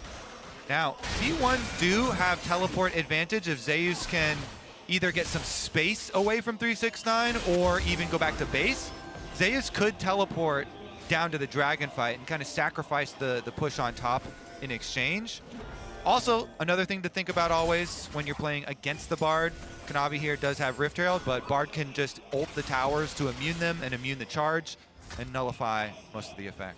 Yep, 5 seconds till that ult is available for Keria. Bar assault already available. Kanavi going through the portal! He didn't mean to click that!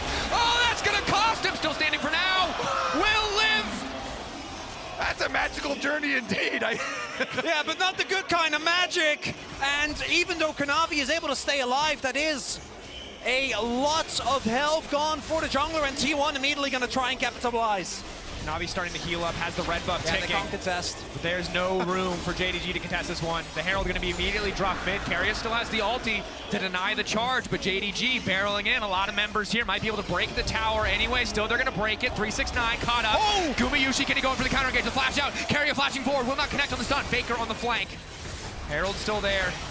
Void Remora still there. Zeus finds the knockup. He finds two, but there's no follow-up. He gets out the Lulu wall. Kanavi now stepping in. Knight there. Shockwave comes back.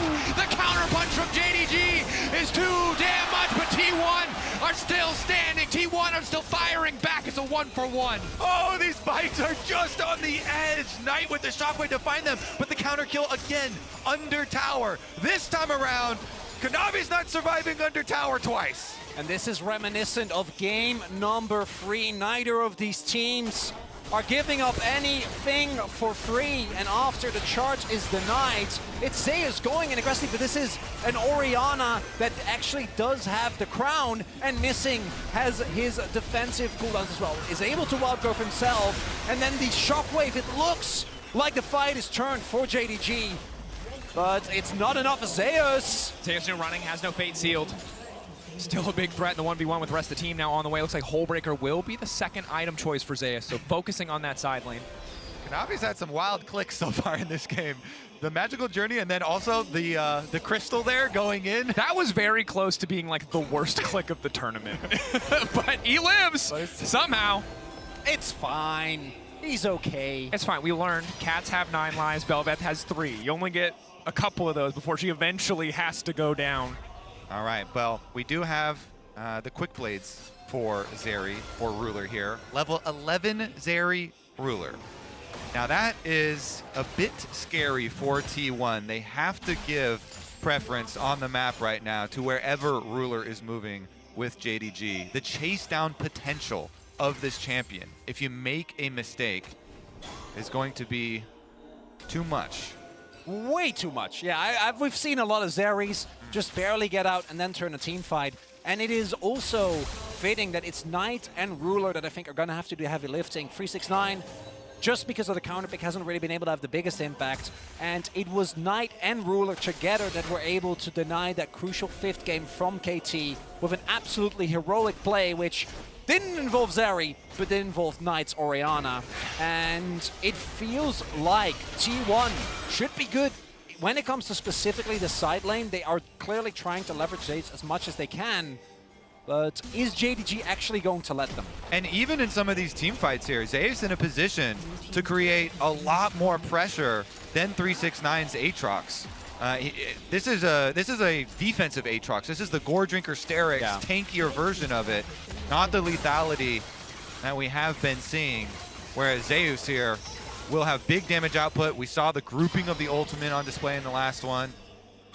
Yeah, as long as he can stack up that Q, should be able to find backline access when combined with the Soul Unbound, the Fate Seal, the Ultimate, and E respectively. Faker continuing to walk up on the top side. And now Carrier caught out, no magical journey available. Ruler walks in, just gets a freebie. And now Carrier caught out. No. Faker continuing to walk up on the top side. And now Carrier. Knight serves up Ruler some extra gold on a silver platter. And now JDG just walking in, looking to take tier 2. Guma's here, but what is he going to get done? Now trying to lock them up, has flashed out to safety. Owner buying a bit more space for Guma, but they're being forced to retreat. TP already used. Zeus waiting over the wall, trying to find the jungler. It feels personal how many times this man has managed to survive, but the fate is sealed of Kanavi. T1 managed to punish in the mid lane. Carrier traded for Kanavi in the grand scheme of things. Faker says, I invest my TP, I take my kill, as they are able to collapse onto Kanavi there, and I think that is big. Could have been an opportunity for JDD Kings on to Dragon, try and get Baron. more. Yeah, what is T1 going to do? They do have a They have a Yone and a Varus. They have a Yone and a Varus. They eat this objective alive. Rage Blade's done. JDG have zero vision. They have zero way into the pit. They have zero tools to get on top of them quickly. T1 are determined to take the objective. It's getting lower and lower. There's a portal in the back of the pit. It's a goddamn good heist. T1 get in. They get the Baron, and they get the hell out. And we hadn't seen a lot of these, but the T1 Baron is back, baby. 21 minutes in, Kanavi goes down, and T1 might also be able to use this to set themselves up for an Ocean Soul point. A Hullbreaker Ocean Soul Yone is a nightmare. You can best believe Kanavi's gonna hear it after this one. He better have some good plays around Dragon coming up. And that's the thing, as much as we talk about not being able to give JDG an inch because they're so proficient in the late game, the same is true of T1 around Baron. If there's any team that will go for this objective at a moment's notice, it is this T1 lineup. But JDG know they have priority access to the pit. Zeus waiting over the wall. Again, it is all eyes on Ruler. He has to be the difference maker here. A good shockwave, the Zeri follow-up could be enough for JDG to take the fight, but for now they're focused on the objective. Owner zoning them away. 2.5k, it's getting lower and lower. They will burn it down. They get what they came for. T1, do they want to stay for the fight? Knockup coming through. Owner caught up. Flag and Drag will take him out to safety. Kanavi burning on the back side. Owner still standing. Ruler with the lightning crash now trying to go in, but goes gold, and Carrier buys a bit more space for the rest of the team. Arrows coming in from the bars. Ruler incredibly low, but maybe, just maybe, he can turn it back, but Guma's still standing tall. He can't walk into range. T1 starting to feel like an inevitability. Ruler, Zeri, not enough. T1 are running JDG in circles in these team fights. What? Taves flashing forward, just trying to deny, just trying to zone them away. Blood in their eyes. They want everything. They'll break the tier 1. And Zeus is just like, I'm flashing, I'm canceling backs, I'm finding a target, but that is soul points. That is a Red Bull player and power play of 3.5k, and that is T1 setting themselves up for a possible final. Not a single T1 member dropping there. You have to look at both sides of this team fight. It sections off into so many different sick plays. First of all, though, is the Dragon. Guma Yushi combo arrow with Owner to be able to secure it. Guma at Worlds has been able to steal objectives, and he's able to secure them with his team. Faker goes in for the ultimate, which gets Knight's stasis here, and then Knight has to flash Zeus's ultimate that was over the top. Then Zeus just continues back up to the top side of the team right where Owner lived. The lineup is perfect there. They've locked up Ruler. That's all that they need. Zeus now stepping in. Zeus desperate to get the Q3, but he cannot find the angle. Ruler now retreating. T1 find the angle. Barreling down the top side with the Baron, ready to break the backs of JDG. The magical journey for T1 coming through, and perhaps the golden road coming to an end. And it was Carrier that actually was able to hit his ultimate on Ruin. Able to steal objectives. He's back up to the top side. Secure them with his team. Faker goes in for the ultimate, which gets Knight's stasis here, and then Knight has to flash Zeus's ultimate that was over the top. Then Zeus just continues back up to the top side of the team right where Owner lived. The lineup is perfect there. They've locked up Ruler. That's all that they need. Zeus now stepping in. Zeus desperate to get the Q3, but he cannot find the angle. Ruler now retreating. T1, will they go for more? Flashing from Owner. Kanavi now in trouble. Wild Dog coming out. T1 find the angle. Barreling down the top side with the Baron, ready to break the backs of JDG. The magical journey for T1 coming through, and perhaps the golden road coming to an end. And it was Carrier that actually... Now just times out. Kanavi's the only one that remains dead, but T1 with lightning quick speed takes so much from JDG. Faker now 5 kills to I think Zeus is going to be unkillable inside the moment that they get this Ocean Soul, and Kanavi needs to make sure that that doesn't go their way. If JDG win this game, it's going to be off the back of a miraculous Zeri team fight. Knight for Ruler, locked but up. Knight is locked. The crown will not stop that. And he's only a knight. Faker knocking him down, unstoppable. Carry a Bard! He's got the hand of Midas. Everyone he touches turns to gold in the favor of T1. T1 continuing to press forward. JDG backs against the wall. They've come so far, so close to the golden road. But here in the late game, it's all eyes on Ruler. It's on the execution. T1 not giving them a single moment to breathe, a moment to relax. Ruler clearing the wave as best he can. Guma getting stronger and stronger. The attack speed bar starting to hit like a truck, shredding through the tower slowly but surely. Faker on the flank. And the big thing is, Ruler's flash cooldown, which I think is going to be an absolutely pivotal summoner, will not be up for when the dragon spawns. There is a window here for T1 where they can all in on this dragon, try and make sure that the Zeri won't be able to get away as consistently from the engage from Zeus. Gumayushi also finishing Wit's End. Build like this on it doesn't skill nearly as well as some of the more AP or crit focused builds, but right now you are dishing out so much damage. T1. They have been faced with the LPL gauntlet. They took down BLG in the Swiss stage. They took down LNG in the quarterfinals. Looking at JDG here, can they do it? Weibo waiting for them in the finals. Kanavi taking the buff. Tension on each and every play that JDG are going to try to go for at this stage of the game. They cannot afford any more slip-ups, any more mistakes to be caught out. And it's so hard now because Keria can just fish with Bard ults. T1 have the advantage. A massive gold lead, 3 Drakes backing them up, 4 seconds to the Baron, 6 to the Ocean Soul. JDG have to be careful. Zeus coming up the river here. JDG have to be perfect. He's going to start up the dragon himself. Kanavi getting chunked away. Zeus can start this one, draw the attention of JDG. They're forced to respond. They can't afford to give up the soul. Guma clearing the mid-wave. T1 a bit split. Eyes on Ruler. Eyes on the shockwave of Knight. Kanavi stepping in, flash to the side from Faker. Ooh. At the cost of very Kanavi! little. Owner walking more, but Faker now dominating! Kanavi! A massive mistake! Carrion now going in, the Ruler's untouched! Goes golden and now Ruler! Looking to take over the fight, Ruler still standing, but Guma still standing, Guma firing back! Ruler goes down! Guma's just better! Zeus now stepping in, fate sealed, or rather soul unbound, now taking a back. Faker now split. Eyes on Ruler, eyes on the shockwave of Knight. Kanavi stepping in, flash to the side from Faker. Ooh. At the cost of very little. Owner walking more, but Faker now dominating! Kanavi!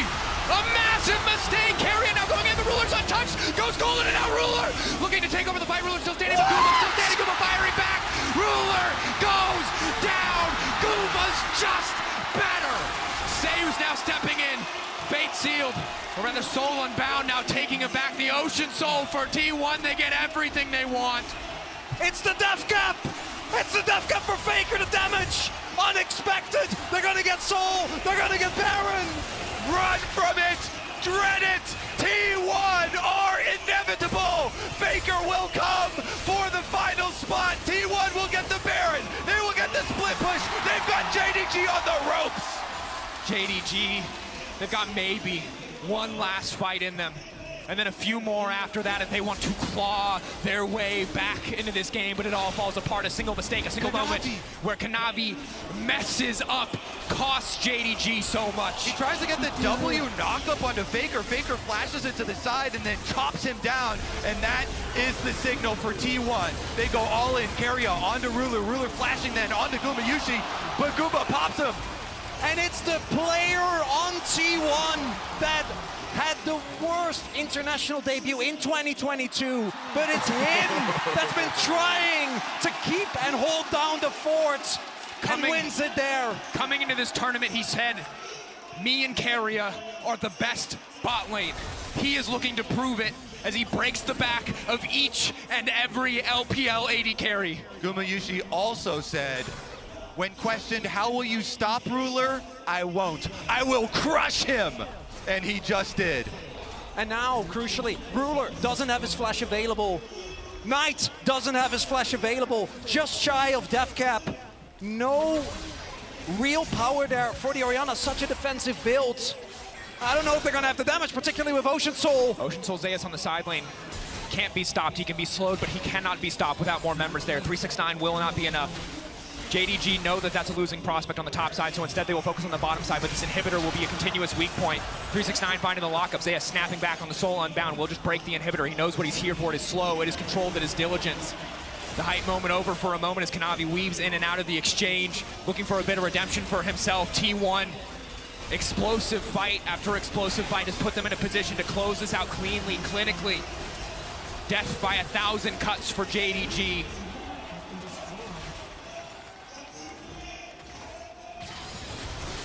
Powering of both lanes. So much riding on these last minutes. JDG trying to defend their golden road as it crumbles before them. T1, the onslaught will not stop. Third inhibitor goes down.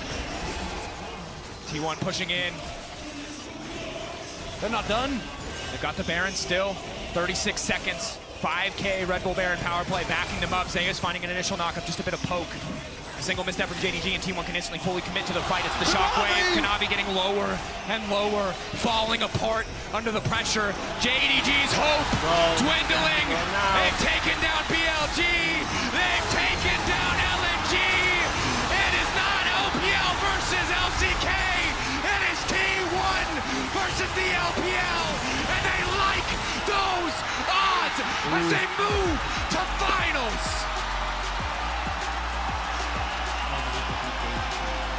Faker, over 10 years into his career, will head to another World Finals.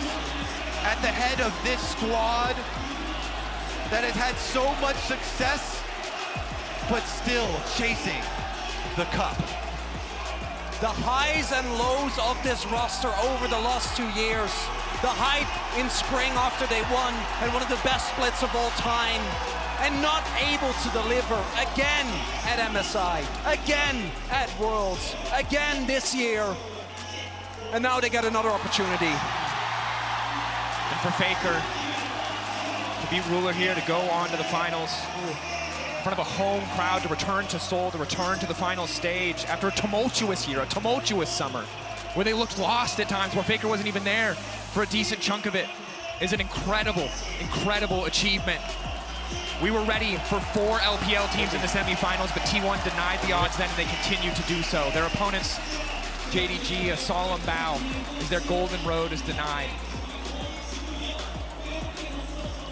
So crazy to hear from the interviews from some of these T1 players about the possibility of the roster not sticking together as well.